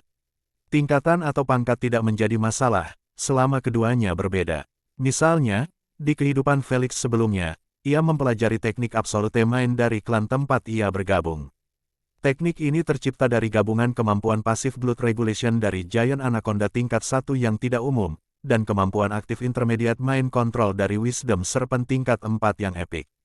Teknik ini memungkinkan darahnya menjadi sedingin es dan memiliki karakteristik yang sama dengan reptil. Darah dingin tersebut bersirkulasi ke otaknya dan menjadikannya mesin pengolah dingin. Ditambah dengan pengendalian pikiran menengah yang digunakan padanya, emosinya pun hilang sama sekali. Dia bisa menyaksikan kakeknya terbunuh di depannya dan pikirannya tetap jernih dan tidak terpengaruh. Ini hanyalah salah satu dari sekian banyak teknik yang dikumpulkan selama bertahun-tahun oleh klan. Jadi, siapa yang mau repot-repot menempuh jalannya sendiri untuk mempertaruhkan nyawanya dalam menciptakan teknik, ketika ia bisa bergabung dengan klan dan menyiapkan semuanya untuk diambil saat ia mencapai tahap pertama penggantian. Semua ini dilakukan tanpa mengeluarkan sedikit pun keringat. Sayangnya bagi Felix, dia tidak dapat bergabung dengan klan manapun karena jalan hidupnya hanya untuk dirinya sendiri. Bagaimana dengan tekniknya? Dia harus membuatnya sendiri, dan proses pembuatannya tidak bisa dilakukan oleh orang biasa. Butuh banyak waktu, pengalaman, dan yang terpenting, memiliki toleransi rasa sakit yang jauh di atas rata-rata. Dari sini saja, Mirage yakin Felix akan bergabung dengan mereka cepat atau lambat. Di matanya, meskipun Felix sudah mengacaukan peluangnya untuk memiliki jalur garis keturunan sempurna dengan terbangun bersama binatang legendaris, setidaknya dia akan bisa mempelajari teknik mereka. Sayang sekali, dia tidak tahu bahwa Felix tidak hanya menempuh jalan sepi manapun, tetapi jalan sepi yang hanya bisa dijelajahi olehnya. Kamu senang sekarang, Felix berkata dengan kesal sambil keluar dari bioskop, setelah menonton 2 film, bukan 1. Dia mengancamnya bahwa dia akan merusak malamnya dengan Nora jika dia tidak melakukannya. Jadi, dia hanya bisa menurutinya. Aku masih ingin menonton lebih banyak lagi. Tapi aku tidak akan mempersulitmu, karena kamu punya kencan dengan si itik buruk rupa itu. Jawabnya sambil merentangkan kedua tangannya ke belakang.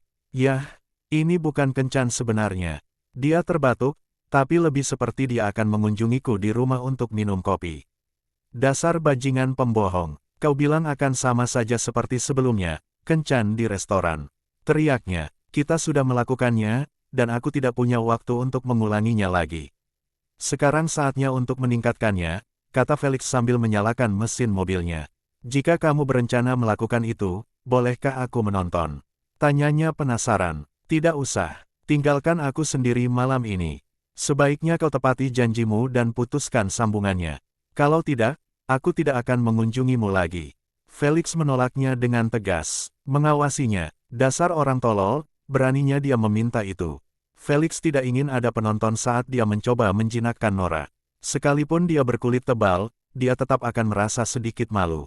Baiklah, kuharap saudaranya tahu dan menghancurkan bolamu. Dia mengumpatnya dan langsung memutus sambungan telepon. Tanda, apa yang harus kulakukan pada gorila itu? Dia tersenyum kecut setelah mengingat kakak Nora yang terlalu protektif. Sejujurnya dia hanya ingin main-main dengan Nora, melakukannya beberapa kali sampai nafsunya mereda lalu kembali fokus pada urusan pentingnya. Namun, Nora tampaknya membawa beban berat. Jika dia menginginkannya, dia harus melewati kakaknya terlebih dahulu, dan dia lebih suka pindah klub di pusat pelatihan daripada membuang-buang waktu untuk hal-hal yang tidak penting seperti itu. Terserahlah kalau keadaan jadi tidak terkendali, aku tinggal naik dan pindah ke lantai lain. Meskipun Felix ingin memiliki Nora, dia tetap tidak mau terlibat dalam drama keluarga yang tak berujung demi Nora. Ada banyak ikan di UVR. Jika dia melihat bahwa kakaknya bersikeras menolak hubungan mereka, dia hanya bisa mengabaikannya dan berlatih di lantai yang lebih tinggi. Bagaimana dengan memukuli kakaknya? Felix tidak punya pikiran seperti itu. Lagi pula, dia benar-benar mencoba untuk masuk ke celana adiknya, wajar saja kalau kakaknya tidak suka sedikitpun. Meski reaksinya saat menghancurkan perhiasan pria bahkan dalam kehidupan nyata agak berlebihan, Felix benar-benar mengerti apa yang dia maksud. Namun, memahami adalah satu hal dan membiarkan dirinya berada dalam posisi yang sama adalah hal lain. Jika kakaknya berani mendekatinya dengan niat jahat, dia tidak akan keberatan memberinya pelajaran. Tepat sekali, dia menjawabnya dengan lugas. Dia tersentak mendengar kejujurannya yang brutal, tetapi dia tetap tidak mengeluh sedikit pun kepadanya. Dia hanya menundukkan kepalanya dalam diam. Felix menunggu beberapa detik, dan wanita itu masih tidak berbicara. Ia tahu bahwa wanita itu hanya memberinya persetujuan diam-diam. Seperti yang ia duga, jauh di lubuk hatinya, wanita itu hanya menginginkan hal yang sama seperti dirinya. Bagaimana dengan perasaan yang sesungguhnya? Perasaan membutuhkan waktu yang lama untuk dipupuk dan tidak muncul begitu saja dari satu kata atau pandangan. Sekarang setelah kita menyelesaikannya, senyumnya langsung berubah dingin saat dia bertanya, katakan padaku, hukuman apa yang pantas kau terima setelah membuatku menunggu? Dia benar-benar tidak membuang waktu, karena dia langsung masuk ke dalam karakternya. Dia ingin didominasi, lalu dia akan dengan senang hati memenuhi keinginannya. Nora berdiri terpaku mendengar nada bicaranya yang dingin menusuk tulang dengan bibir terbuka dan kaki sedikit gemetar. Dia tidak mengeluarkan suara sedikit pun. Apakah kau mencoba membuatku menunggu lagi? Tanyanya. Nora menundukkan kepalanya dengan pipi memerah dan menjawab dengan tergagap, tidak. Bagus, sekarang katakan padaku bagaimana aku harus menghukummu. Katanya. Nora membuka mulutnya dan berkata, aku rasa aku. Jawaban yang salah. Felix tiba-tiba memotong ucapannya. Kemudian, dia berdiri dan mendekatinya dengan kedua tangan di belakang punggungnya dan celahnya yang mengerikan lebih tipis dari seutas tali. Tentu saja, dia menggunakan mata aslinya untuk menatapnya. Nora merasa takut melihat pemandangan ini, tetapi pada saat yang sama detak jantungnya bertambah cepat karena mengantisipasi hukumannya. Apakah dia akan menamparku? Menyiksaku? Aku merasa panas hanya dengan memikirkannya. Pikiran Nora dipenuhi pikiran-pikiran kotor, ketika ia melihat tangan Felix mengusap lembut pipinya. Namun, Felix tidak melakukan apapun yang diinginkannya. Lagi pula, Felix berencana untuk menghukumnya, bukan memberinya hadiah. Felix bukanlah orang terbelakang yang tidak mengerti tipe wanita seperti apa yang disukainya. Jadi dia menggodanya seperti ini, dari menyentuh pipinya hingga memasukkan jarinya ke dalam bibirnya. Namun, sebelum Nora sempat menikmatinya, dia sudah mencabutnya, membuatnya terengah-engah dengan mata berkaca-kaca. Felix tersenyum pada tatapan matanya yang memohon, namun dia tetap tenang dalam hukumannya. Setelah beberapa lama menggoda Nora dengan cara yang menyiksa, dia merasa Nora tidak tahan lagi. Jadi dia berhenti dan kembali ke tempat duduknya, meninggalkan Nora bersandar di meja sebagai penyangga. Dengarkan baik-baik, dan dengarkan baik-baik. Ia memberitahu, malam ini, kamu tidak punya pendapat atau ide. Malam ini kamu adalah pelayanku, hewan peliharaanku, dan budakku. Kamu melakukan apa yang aku perintahkan, dan hanya apa yang aku perintahkan. Mengerti? Nora menganggukkan kepalanya pelan tanda setuju. Itulah yang ia inginkan sejak awal, untuk tunduk sepenuhnya kepadanya. Hatinya memohon itu, dan pikirannya tak bisa berhenti memikirkannya. Gadis baik, Felix tersenyum, sekarang berdirilah di dekatku, dan buka pakaianmu perlahan-lahan. Aku ingin menikmati tubuhmu. Nora tersipu mendengar perintahnya, tetapi tetap bergerak sesuai keinginannya.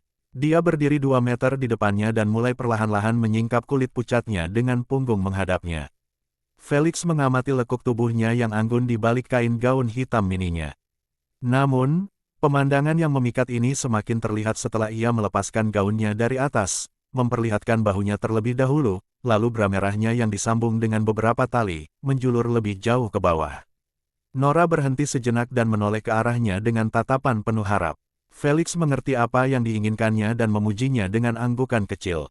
Puas dengan pujiannya, Nora menyunggingkan senyum menggoda dengan bibir merahnya dan terus menurunkan gaunnya sambil membungkuk sedikit ke arahnya.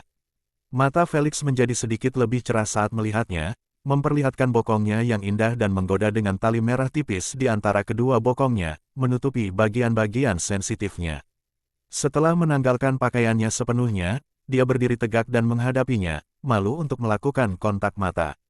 Di sisi lain, Felix menikmati tubuh telanjangnya yang dibalut bagai kado karisma dengan lingerie merah berenda yang seksi, menghubungkan bra dan celana dalamnya dengan banyak tali ketat. Dia hampir menjadi spesies yang berbeda dengan pinggangnya yang ramping, payudaranya yang bulat seperti jeruk bali. Ditambah lagi, dengan lingerie menawan yang dikenakannya, visualnya yang memukau meningkat secara signifikan. Nora, lihat aku, perintah Felix. Nora mengangkat kepalanya dan menatap matanya dengan malu-malu. Tubuhmu sungguh sebuah karya seni. Puji pria itu tulus, membuatnya semakin tersipu. Namun kali ini dia tidak menghindari tatapan pria itu, tetapi menatapnya dengan penuh kasih sayang. Apa yang harus aku lakukan sekarang? Tanyanya lembut. Duduklah di pangkuanku. Aku ingin melihatnya lebih dekat.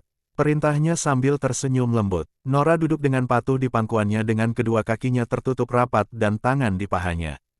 Felix merasakan kehangatan bokongnya yang indah di paha Felix dan tak kuasa menahan diri untuk tidak meraihnya dengan tangannya dan meremasnya dengan kasar. Tertawa, erangan keluar dari bibirnya karena cengkeraman kasarnya. Namun, dia tetap membiarkannya terus meremas bokongnya sesuka hatinya tanpa melawan. Tak lama kemudian, dia melepaskannya, membuatnya semerah wajahnya. Felix tersenyum dan menarik Nora lebih dekat. Tubuhnya menyentuh tubuh Felix, dan payudaranya yang penuh menempel di dada Felix. Napasnya menjadi sedikit berat saat merasakan panas tubuh Felix. Kakinya yang tertutup rapat mau tak mau terbuka sedikit, memberi isyarat agar Felix menyentuh bagian sensitifnya. Felix mengabaikan hidangan utama untuk saat ini dan mengangkat dagunya dengan jarinya. Dia menatapnya dengan penuh kekaguman dan kekaguman. Apa yang kau inginkan dariku sekarang? Bisiknya lembut, bibirnya hampir menyentuh bibir wanita itu. Aku pelayanmu malam ini. Aku tidak punya keinginan, jawabnya sambil mengembuskan napas lembut ke wajahnya. Anak yang baik, ia menyentuh pipi Nora dengan tangannya dan membalasnya dengan ciuman penuh gairah.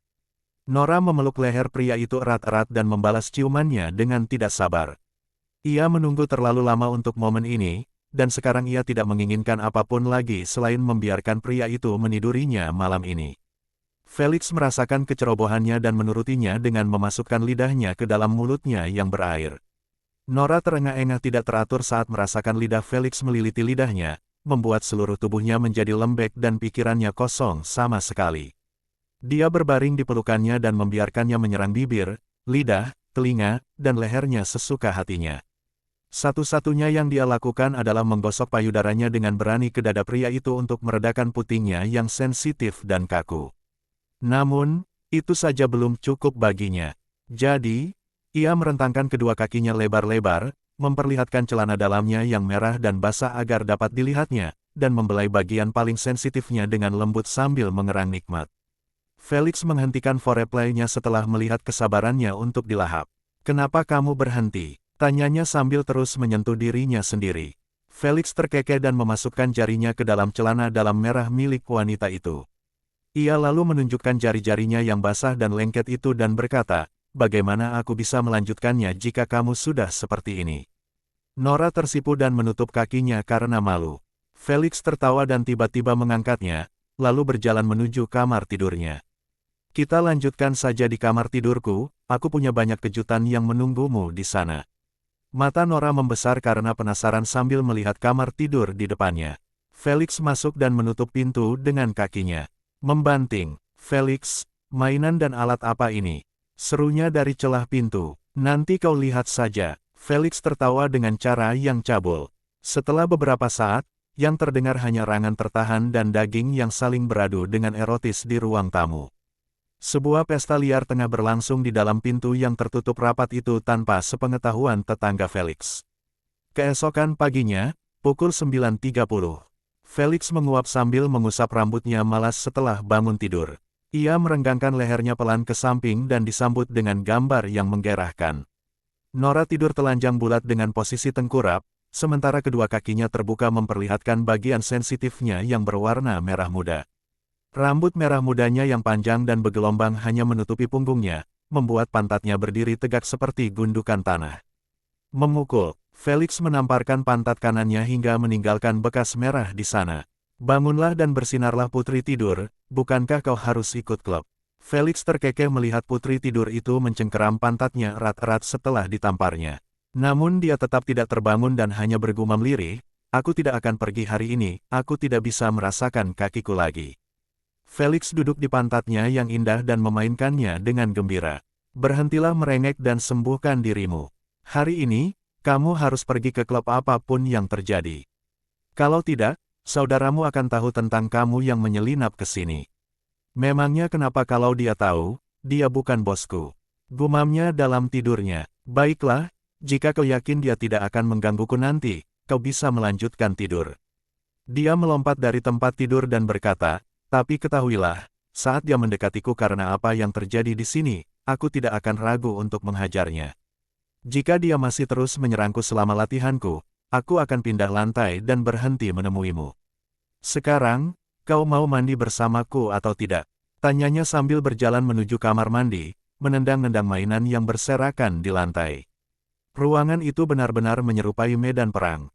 Baiklah, aku akan ke klub. Jangan mandi dulu, tunggu aku. Nora segera menyembuhkan dirinya sendiri dan mengejarnya dengan payudara dan pantatnya yang indah bergoyang. Dia memasuki kamar mandi setelahnya dengan penuh harap untuk ronde ke-10. Dia tidak dapat mengingatnya lagi. Mereka melakukannya berkali-kali hingga dia tidak dapat menghitungnya. 1 jam kemudian, jadi, apakah kamu bersenang-senang, Felix sayang? Tanya Asna menggoda setelah ia membuka sambungan telepon di antara mereka. Kenapa kau bertanya padaku? Baca saja ingatanku dan lihat sendiri. Felix menjawabnya dengan acuh tak acuh sambil mengemudi menuju perusahaan teleportasi. Cih, buat apa aku mau menonton dua monyet melakukannya? Gerutunya kesal. Wanita, bisakah kau tidak berubah-ubah begitu? Kau baru saja memohon padaku kemarin untuk membiarkanmu menonton. Felix hanya bisa mengusap alisnya melihat perubahan sikap wanita itu. Aku tidak memohon padamu. Itu hanya rasa penasaran sesaat tentang bagaimana kalian manusia melakukannya, itu saja. Jelasnya, baiklah, kau bisa memenuhi keinginanmu dari ingatanku, bagaimana dengan menontonku secara langsung? Lupakan saja, ia menyampaikan ultimatumnya sekarang, agar Nora tidak mengganggunya lagi saat Nora mengunjunginya lagi. Asna mengerti apa maksudnya dan mendengus pelan. Kemudian, dia berhenti bertanya dan mengganti topik pembicaraan. Kapan kamu akan mengunjungiku hari ini? Aku ingin bermain kartu. Tanyanya sambil membuat setumpuk kartu berkabut di tangannya. Nanti, aku harus pergi memeriksa pasar modal dan lelang Mariana untuk mencari esensi garis keturunan. Dia mendesah, semoga kali ini keberuntunganku menghujaniku dengan beberapa persentase. Oh, kau mengingatkanku, aku masih menyimpan potongan-potongan dan bagian-bagian kenangan J. R. Mungander yang kukumpulkan. Dia bertanya, apakah kau ingin mendengarnya sekarang? Tidak. Biarkan saja sampai aku mencapai 99%. Dia menggelengkan kepalanya dan berkata, lalu kumpulkan apa yang bisa kau buat dan berikan sejarah yang solid tentang siapa leluhurmu. Hihm, dia mengeluarkan suara setuju dan berhenti mengganggunya setelah melihat dia hendak berteleportasi. Beberapa detik kemudian, Felix berdiri di dekat air mancur yang memiliki patung putih besar seorang wanita yang mempesona, memegang versi kecil dari binatang yang berbeda di masing-masing tangannya. Kedua binatang itu terkenal di seluruh galaksi Bima Sakti karena salah satunya adalah yang digunakan Mariana untuk membangunkan dan yang lainnya adalah untuk penggantian tahap pertama. Seperti yang bisa Anda tebak, ini adalah Mariana Molfat, Dewi yang menciptakan 6 tahap penggantian bagi manusia sendirian. Dia memutus rantai garis keturunan alam pemurnian yang mengikat ras manusia selama lebih dari 1 juta tahun. Prestasinya tak terbatas dan luar biasa. Bahkan kekaisaran dinamai menurut namanya, meskipun keluarga kerajaan saat ini memiliki nama belakang yang berbeda. Felix membungkuk sedikit sebagai tanda hormat dan melemparkan koin keras ke air mancur. Kemudian, dia berbalik dan pergi. Dia bukan satu-satunya yang melakukan hal itu, karena perusahaan teleportasi kota ini berdiri berhadapan dengan air mancur ini. Jadi, siapapun yang berteleportasi harus memberi penghormatan kepada Mariana dengan melemparkan koin. Tradisi ini dijunjung tinggi oleh sebagian besar manusia. Itu hanya rasa hormat dasar atas kontribusinya yang luar biasa. Saat Felix terus berjalan di jalanan yang ramai, matanya terus mengamati jalanan yang padat namun bersih, dan gedung-gedung menjulang tinggi yang menembus awan dengan berbagai desain unik yang belum pernah terlihat sebelumnya di bumi. Namun, yang benar-benar membuatnya merasa nostalgia adalah ratusan orang yang berlalu lalang di sampingnya. Mereka unik dalam cara berjalan, berbicara, berpakaian, dan bertindak.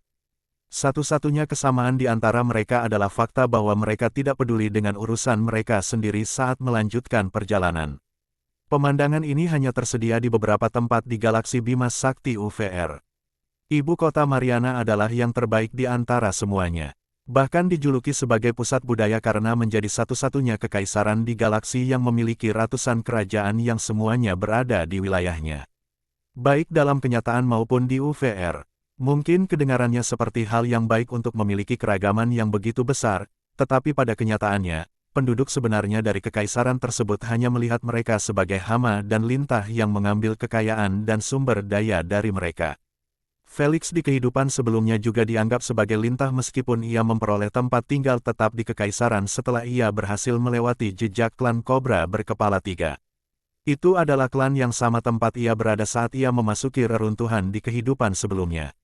Ia paling diganggu oleh anggota klan yang lahir dan besar di kekaisaran, dan bagi Felix yang berasal dari wilayah kerajaan Alexander, ia tidak begitu disukai di klan, sama seperti anggota lainnya, yang datang dari kerajaan yang berbeda. Terlepas dari kenangan buruk itu, Felix tetap merasa nostalgia saat melangkah masuk ke kota itu. Bagaimanapun, ia menghabiskan sebagian besar tahun-tahunnya di sana. Alasan dia harus memindahkan tempat tinggalnya di dunia nyata ke planet utama klan, adalah untuk menghindari pembayaran biaya pengiriman luar angkasa yang sangat mahal. Saat itu, cukup mudah untuk sekadar membawa barang-barangnya dan berimigrasi dari bumi ke planet lain. Mengapa dia tidak mau? Orang tuanya meninggal, kakeknya meninggal karena serangan jantung, dan Olivia meninggal karena kehabisan darah saat bangun. Satu-satunya orang yang masih hidup di dunia ini yang memiliki hubungan baik dengannya adalah sahabat ibunya, Bibi Marie. Namun kini, ia tidak bisa lagi berbuat demikian, terutama sebelum ia memperoleh tempat yang mewakili planetnya selama pertempuran perwakilan dunia. Dia tidak bisa melewatkan platform yang sangat menarik ini, di mana dia bisa bergabung dalam permainan supremasi dengan wajah aslinya. Pada akhirnya, persona Tuan Tanahnya akan tetap tersembunyi, dan dia tidak akan bisa memanfaatkannya dalam kehidupan nyata. Itulah sebabnya dia masih tinggal di bumi meskipun dia punya uang dan sarana untuk berimigrasi ke Kekaisaran Mariana atau kerajaan manapun dalam pengertian itu, untuk menghindari pajak pengiriman yang besar. Setelah beberapa lama, Felix merasa lelah berkeliaran di jalanan dan memutuskan untuk mengunjungi seorang kawan lama di pasar Bloodline, yang dulu sering bergaul dengannya dan juga membeli Bloodline darinya. Semoga saja kata sandinya masih sama, pintanya. Asna, bisakah kau baca ingatanku dalam rentang waktu dari Januari hingga Maret tahun 2040 ini? Asna segera mengerti apa yang sedang direncanakannya setelah membaca pikirannya. Bukankah kalian berteman? Seru Asna sambil menutup mulutnya dengan kedua tangan. Apa kau benar-benar tidak punya alasan untuk melakukan hal itu kepada temanmu? Asnaku yang manis, kalau kamu baca baik-baik ingatanku, kamu akan menyadari bahwa tindakanku ini sepenuhnya dapat dibenarkan. Felix sama sekali tidak bergeming saat Asna meremehkannya. Beberapa saat kemudian, suara marahnya bergema di benaknya, bajingan sakit itu bahkan lebih parah darimu. Pantas saja kalian cepat akrab dan menjadi teman. Tidak bisa dibantah. Felix mengangkat bahu dan bertanya, katakan padaku, apakah kau melihat kata sandinya? Aku masih ingat bahwa aku melihatnya mengetik kata sandi itu di hologramnya, tetapi aku terlalu mabuk untuk melihatnya dengan jelas dan mengingatnya. Cek, iya aku lihat. Tiba-tiba dia meludah, aku nggak percaya kamu nongkrong di bar sama orang menjijikkan kayak gitu. Percayalah, aku pun tidak. Dia menggelengkan kepala dan terus berjalan di antara kerumunan yang berisik. Maaf tuan, saya telah membuat Anda menunggu cukup lama. Seorang pemuda dengan tanduk coklat melingkar di atas kepalanya, janggut panjang di dagunya, dan kuku kambing berbulu, membungkuk hormat kepada Felix. Felix berdiri dari sofa santai dan membungkuk memberi salam. Tidak perlu minta maaf, Tuan Goati, dia tersenyum hangat, saya tahu Anda bekerja keras untuk menyenangkan dua jenis pelanggan, siang dan malam. Felix menatap Tuan Goati yang kaku dengan tatapan tersembunyi dan melanjutkan dengan nada hormat, memiliki bisnis yang sukses, tetapi masih pergi ke ladang untuk pekerjaan sampingan. Karakter pekerja kerasmu benar-benar membuatku malu. Dia mendesah dan melepaskan telapak tangan Tuan Goati yang berkeringat, yang tidak mengatakan sepatah kata pun sejak Felix mulai memberikan isyarat tanpa henti. Apa yang terjadi? Apakah bajingan ini tahu tentang galeri saya? Atau dia sedang membicarakan hal lain? Pikiran Ten Goati benar-benar kacau hanya karena beberapa petunjuk. Dia menelan ludah dan memainkan janggutnya dengan gugup. Namun, dia tidak mengatakan sepatah kata pun sebagai tanggapan. Dia tahu suaranya akan pecah jika dia berbicara saat dia gugup. Pelanggannya kemudian dapat dengan mudah menyimpulkan bahwa dia tepat sasaran dengan ancamannya yang tidak kentara. Jadi, lebih baik tetap diam sampai semuanya beres. Lagi pula, dia tidak tahu apakah Felix hanya memancing atau dia benar-benar punya bukti rahasianya yang tersembunyi. Felix menyeringai tipis melihat pemandangan ini, karena dia tahu persis apa yang dipikirkan Goati yang menyeramkan ini. Takut suara serakmu akan membocorkan rahasiamu. Kamu tidak akan khawatir tentang itu lagi. Malu, Felix mengusap kepalanya dan berkata dengan suara lembut yang hanya mereka berdua yang bisa mendengar di antara kerumunan toko itu. Tuan Goati, saya datang untuk membeli seluruh stok garis keturunan racun ular tier 5 Anda. Dan terutama, ia melingkarkan lengannya di bahu Tuan Goati yang ketakutan, lalu membisikkan dengan lembut alasannya untuk membangun pemerasannya. Saya dengar dalam 7 hari akan ada lelang pribadi yang diadakan di ibu kota. Saya selalu ingin menghadirinya untuk memperluas wawasan saya. Ia mendesah, sayangnya, reputasi saya tidak membuat saya mendapat undangan. Tapi saudara saya, Tuan Goati, bisa memberikan surat rekomendasi, kan?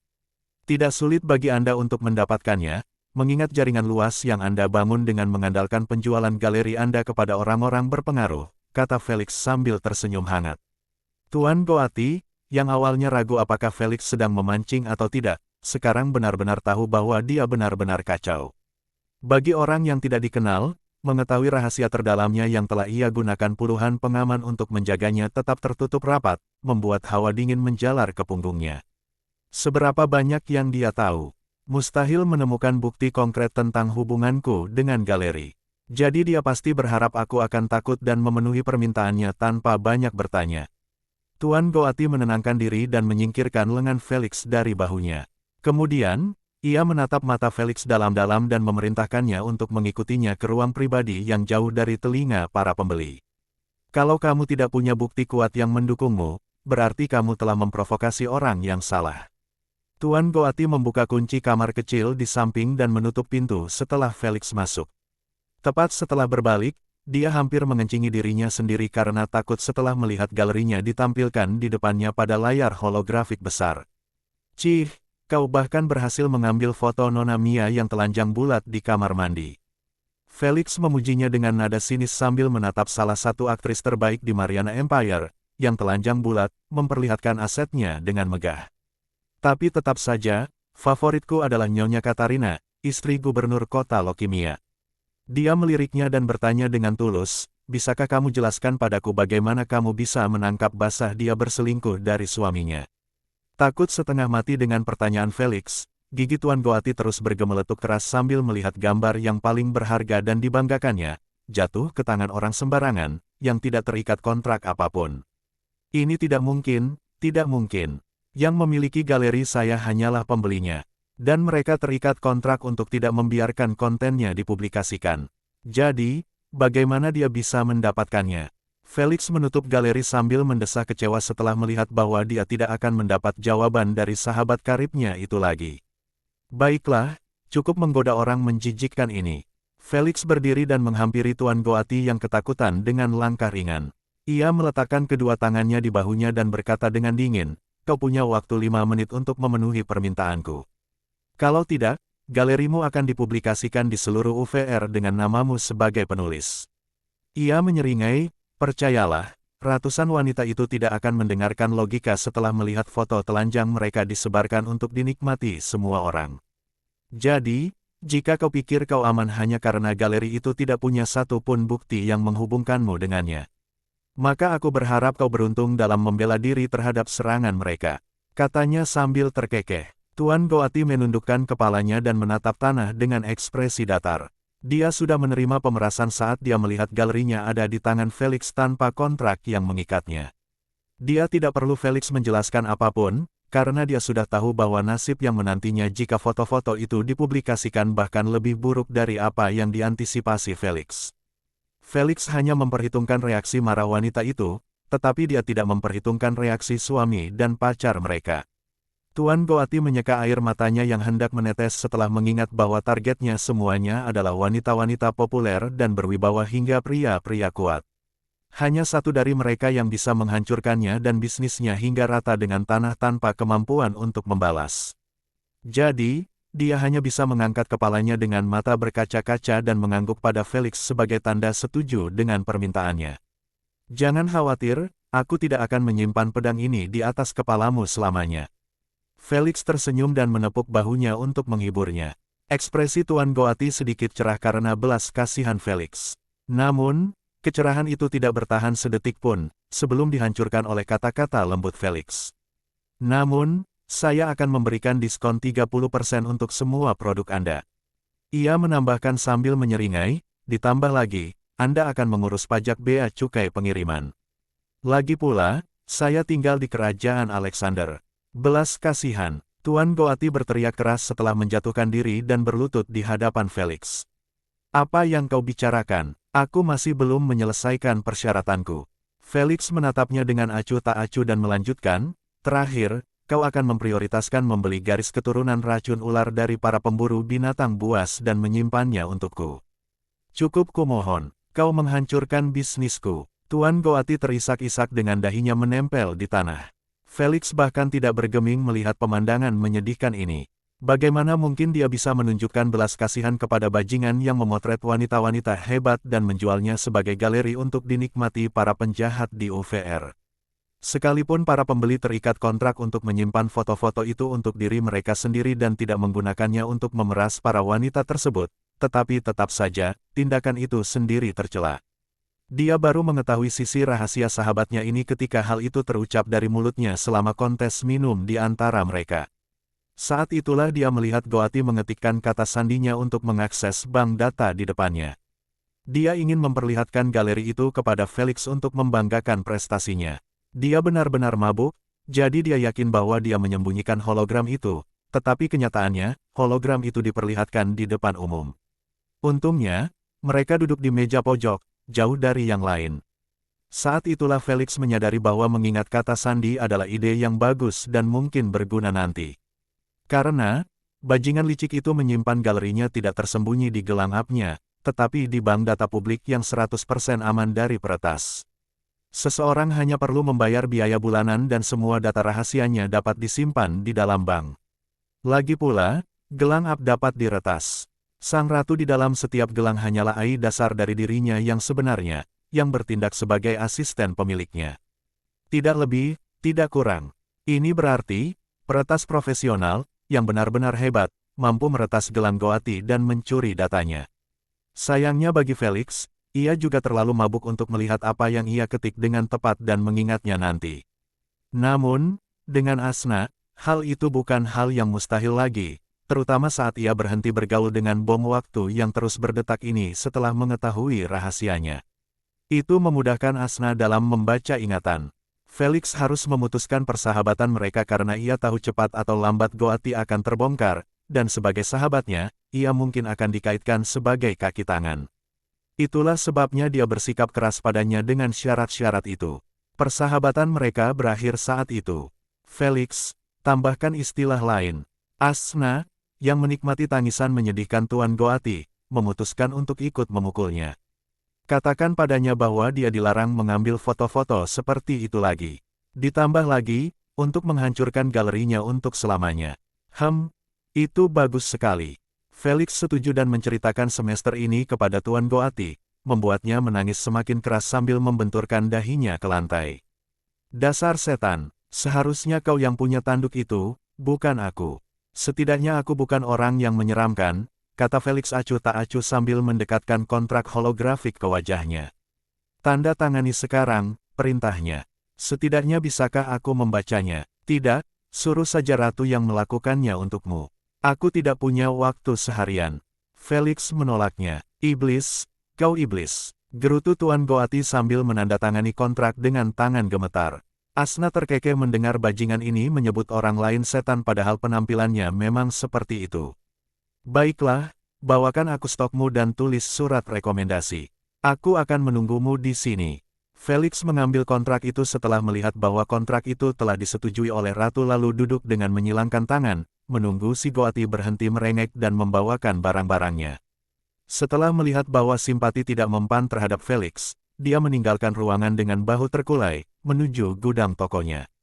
Bos, ada apa denganmu? Anda tampak tidak sehat, Tuan Goati. Jangan khawatirkan aku, ini bukan apa-apa. Ia melambaikan tangannya dengan sopan kepada para pelanggan, yang memperhatikan mata merah dan bahunya yang terkulai saat berjalan menuju gudang. Haruskah aku bertanya pada iblis itu bagaimana dia bisa mendapatkan galeriku? Dia bertanya-tanya dalam hati sendirian di ruang penyimpanan sambil memeriksa botol-botol garis keturunan yang diminta Felix. Aku ragu dia akan menjawabku. Dia menggelengkan kepalanya, bahkan jika dia menjawab, itu tidak akan mengubah apapun. Galeriku masih di tangannya. Dengan perasaan tertekan, ia memasukkan 4 botol ke dalam kotak kecil dan membawanya ke kamar tempat Felix berada. Bagus sekali. Felix memuji dengan tulus setelah melihat semua botol yang dibawa Tuan Goati adalah botol Epic Tier 5. Ia mengira hanya akan menemukan 1 botol Epic Tier 5 dan sisanya adalah botol langka. Jadi, pemandangan botol-botol itu benar-benar membuatnya senang. Kali ini, ia mungkin dapat menemukan beberapa persentase J.R. mengander di dalam dan membuka pasif ketiga dan keempat setelah ia mencapai 45% integrasi. Berikan saja saya total harganya. Ia menambahkan, jangan lupa diskon 30% yang saya berikan. Cek, nggak usah ngomong panjang lebar. Goati mendecakkan lidahnya karena kesal dan menunjukkan daftar harga untuk masing-masing garis keturunan itu. Ular mawar mangga, 280 juta SC. Ular rotten fin, 320 juta SC. Ular titanium horror, 387 juta SC. Taring jamur ular, 410 juta SC. Totalnya 906 juta SC. Felix tidak menunggunya untuk memberitahu totalnya karena ia sudah meminta ratu untuk menghitungnya, dan hasilnya benar. Ia tersenyum puas dan mentransfer koin-koin itu kepada Goati tanpa menunda. Suara mendesing. Segera setelah melihat transfer telah selesai, Goati menyentuh gelang Felix juga dan mengiriminya surat rujukan untuk menghadiri lelang pribadi berskala besar yang akan datang. Puas dengan seluruh usaha bisnisnya, Felix meninggalkan toko setelah mengingatkan Goati untuk terakhir kalinya agar mengurus pajak berat antara kekaisaran dan kerajaan. Meskipun kerajaan Alexander berada di dalam wilayah kekaisaran, mereka tetap terpisah satu sama lain. Sama seperti ratusan kerajaan lain di dalam kekaisaran. Masing-masing memiliki rezim dan pemerintahan sendiri, dan kekaisaran tidak dapat mengganggu hama yang tinggal di dalam wilayahnya. Zaman keemasan kekaisaran telah memudar sampai derajat ini, menjadikannya tempat yang tepat bagi para keturunan yang berambisi menjadi raja untuk mendirikan kerajaan mereka. Inilah alasan Felix meminta kerjasama dengan Lubi di dalam kerajaan dan bukan Goati di sini. Lagi pula, pajak dan biaya pengiriman saja akan membuat penjualan kembali garis keturunan menjadi usaha yang sia-sia. Dia tidak bisa hanya meminta Goati untuk menangani pajak bea cukai pengiriman dua arah. Pada akhirnya, Goati bukanlah orang bodoh. Dia akan dengan mudah menyadari bahwa Felix mempermainkannya setelah dia bekerja keras untuk mendapatkan garis keturunan, hanya untuk dikembalikan nanti. Bagian terburuknya, dia harus membayar kedua biaya pengiriman. Felix tidak ingin membahayakan hubungan yang sudah renggang ini. Jadi, lebih baik menjual garis keturunannya yang tidak berguna itu kepada Lubi. Bisakah kita bermain kartu sekarang? Aku bosan. Asna bertanya dengan suara keras sambil melemparkan kartu seperti belati ke sasaran yang terbuat dari kabut, persis seperti Felix. Wus, iris. Asna bertepuk tangan karena gembira setelah melihat kartu yang memotong Felix menjadi dua bagian dari bagian bawahnya. Bersamaan dengan itu, Felix merasakan hawa dingin yang tiba-tiba di bagian itu saat duduk di bagian belakang taksi. Asna, kamu melempar kartu padaku lagi. Tanyanya geram setelah mengetahui satu-satunya alasan mengapa dia merasa seperti itu. Jawab aku dulu, baru aku beritahu. Asna terkekeh sambil terus melempar kartu dengan penuh konsentrasi. Baiklah, kita main malam ini. Senang. Felix kesal, mengusap-usap alisnya, betapa terbebaninya dia, padahal dia hanya ingin bermain dan bersenang-senang. 3 hari kemudian, Fatih Wom datang dan mengantarkan 4 garis keturunan yang dibeli Felix. Namun, tepat saat ia hendak pergi, Felix menghentikannya dan memberinya 100.000 SC untuk menunggu selama 30 menit. Fatih mengangkat bahu dan menerima uang gratis itu seperti biasa. Kejadian ini sudah terjadi beberapa kali sebelumnya, dan ia sudah terbiasa. Jadi, ia duduk dengan nyaman di sofa dan menonton satu episode serial favoritnya, sambil menunggu Felix menyelesaikan apa yang sedang dikerjakannya di kamar tidur. Sementara itu, Felix duduk di lantai dengan tubuh bagian atasnya telanjang. Ia segera mengambil jarum besar dan menyuntikkan garis keturunan pertama dari kumpulan darah yang telah tiba ke dalam jantungnya. Asna, seperti biasa, dengan paksa membaca ingatan garis keturunan dan menemukan bahwa esensi J. Ermumander tidak ada di dalamnya. Dia memberitahu Felix tentang berita tragis ini, tetapi Felix tidak terlalu memikirkannya. Dia sudah mati rasa terhadap rasa kecewa. Jadi, dia terus menyuntikkan garis keturunan lainnya. Yang kedua ternyata hanya memiliki 6%, yang bukan yang terbaik, mengingat botol itu adalah garis keturunan tingkat 5 yang epik. Namun, setidaknya itu adalah awal yang baik. Ekspresi Felix sedikit cerah dan melanjutkan menyuntikkan yang lain. Segera setelah menyuntikkan yang ketiga, Asna berteriak jackpot dan memberitahunya bahwa dia menemukan 13% sekaligus di dalam garis keturunan ular Moltfang. Felix mengepalkan tangannya dengan gembira karena akhirnya berhasil mendapatkan integrasi 45%. Sudah cukup lama sejak dia bergabung dengan persentase apapun. Bagi seseorang seperti Felix yang tidak memiliki cooldown sama sekali tidak dapat berintegrasi setidaknya dari 3 hari menjadi 3 hari benar-benar membuang-buang afinitas 100% miliknya. Sepupunya mungkin sudah mencapai 45% dan sedang menuju ke tingkat kemurnian yang lebih tinggi. Namun, ia masih terjebak dalam tingkat kemurnian yang lebih rendah. Untunglah akhirnya ada sedikit perbaikan. Kalau tidak, dia tidak akan punya muka untuk menjadi kapten mereka meski dalam kemurnian yang lebih rendah. Felix menenangkan dirinya dan melanjutkan penyaringan garis keturunan. Ia mulai menggunakan metode penyaringan baru yang memungkinkan Asna membagi garis keturunan menjadi 2 botol. Yang satu dia isi dengan garis keturunan J. Ermumander dari semua suntikan, dan yang lain dia biarkan apa adanya, diisi dengan garis keturunan yang sudah disaring. Dengan cara ini, ia dapat menyelesaikan semua proses sekaligus. Kemudian, memberikan garis keturunan yang telah disaring itu kepada Fatih Wom untuk dikirimkan ke Lubi, atau seperti sebelumnya menjualnya ke toko acak. Tak lama kemudian, dia mendesah putus asa setelah mendengar bahwa garis keturunan keempat juga gagal. Namun, mendapatkan 19% dari hanya membeli 4 botol sudah cukup baik baginya. 900 juta SC ditukar dengan 19%, peningkatan yang cukup besar mengingat dia menghabiskan sekitar 850 juta sebelumnya tanpa mendapatkan 1% pun. Fatih, tolong bawa 12 botol itu ke alamat ini. Felix mengirim alamat Lubi lewat email dan menata 12 botol di lantai. Apakah kamu akan membayar ongkos kirim atau penerimanya? Tanya Fatih sambil menelan semua botol itu ke dalam tenggorokannya. Dia akan membayarnya. Jangan masukkan itu dalam perjanjian pengiriman gratis kita. Heh, kamu tinggal dapat 8 kali pengiriman gratis lagi. Cacing gemuk itu mencibir, 8 kali lagi, dan akhirnya aku akan berhenti melihat wajah jelekmu. Setidaknya, aku tidak segemuk dirimu. Dia mengusirnya, sekarang pergilah, aku perlu melakukan sesuatu. Fatih mengutuknya sekali lagi dan menciptakan lubang cacing kecil di tengah ruangan. Ia lalu melompat ke dalam dan langsung menutupnya. Setelah mengantarnya pergi, Felix menelepon Lubi dan memberitahunya tentang 4 garis keturunan tambahan yang akan datang. Lubi tidak menanggapinya dengan baik, karena ia hampir pingsan setelah mendengar Felix memintanya untuk membayar di muka sebesar 860 juta SC. Felix tidak peduli dengan isak tangisnya dan memberinya ultimatum untuk membayarnya dalam batas waktu 6 hari. Dia membutuhkan uang itu untuk pelelangan yang akan datang. Dia tidak ingin kehilangan kesempatan untuk membeli bahan-bahan yang dibutuhkan untuk ramuan elemental karena kekurangan koin. Kesempatan ini tidak akan datang lagi dalam waktu dekat.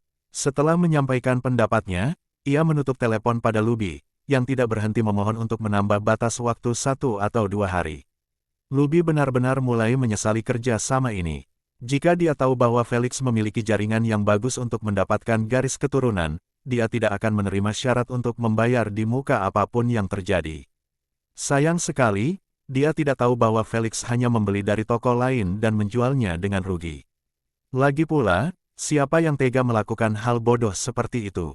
Felix segera berbalik dan memasuki kamar tidurnya, bersiap untuk memulai integrasi secepat mungkin. Ia harus menyelesaikan 19% yang diperolehnya dalam waktu minimal 9 hari. Ia berencana untuk membaginya menjadi 3 tahap, masing-masing tahap memiliki 6%, kecuali tahap terakhir memiliki 7%. Tidak perlu menyiksa dirinya sendiri setiap hari dan mempercepat proses dengan merusak pikirannya. Dia tidak mendapatkan afinitas 100% untuk terus memikirkan kapan dan berapa persentase yang harus dia gabungkan. Jadi, periode yang paling seimbang adalah 6% setiap 3 hari. Ia dapat menahan rasa sakit tanpa mengeluh dan juga memiliki cukup waktu untuk beristirahat di antaranya. Keputusan ini seperti yang diharapkan tidak menyenangkan Asna sedikitpun, karena dia terus mengeluh bahwa dia pengecut, dan tidak akan meningkatkan afinitasnya lagi jika dia terus bertindak seperti ini. Felix mengabaikan saja ratu sadis yang hanya ingin melihatnya disiksa dan terus berintegrasi dengan kecepatannya sendiri. Tak lama kemudian, ia keluar dari kamar tidur dengan bau seperti biasa, menuju kamar mandi untuk mandi. Integrasi berhasil dan sekarang ia telah mencapai 38%, perlahan-lahan mendekati 45%.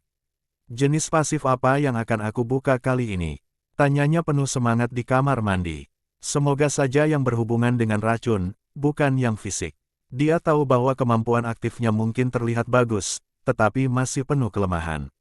Satu-satunya cara untuk melawannya adalah dengan memiliki pasif pendukung yang meniadakan kelemahan tersebut. Meskipun pasif fisiknya cukup kuat, seperti kekuatan supernya, namun gaya bertarungnya masih mengandalkan elemen. Dia tidak bisa mengubahnya sesuka hatinya. Jika tidak, semua pengalaman yang dia bangun di kehidupan sebelumnya tidak akan ada gunanya. Jadi dia hanya bisa berdoa semoga keberuntungan menyinarinya saat membuka kuncinya.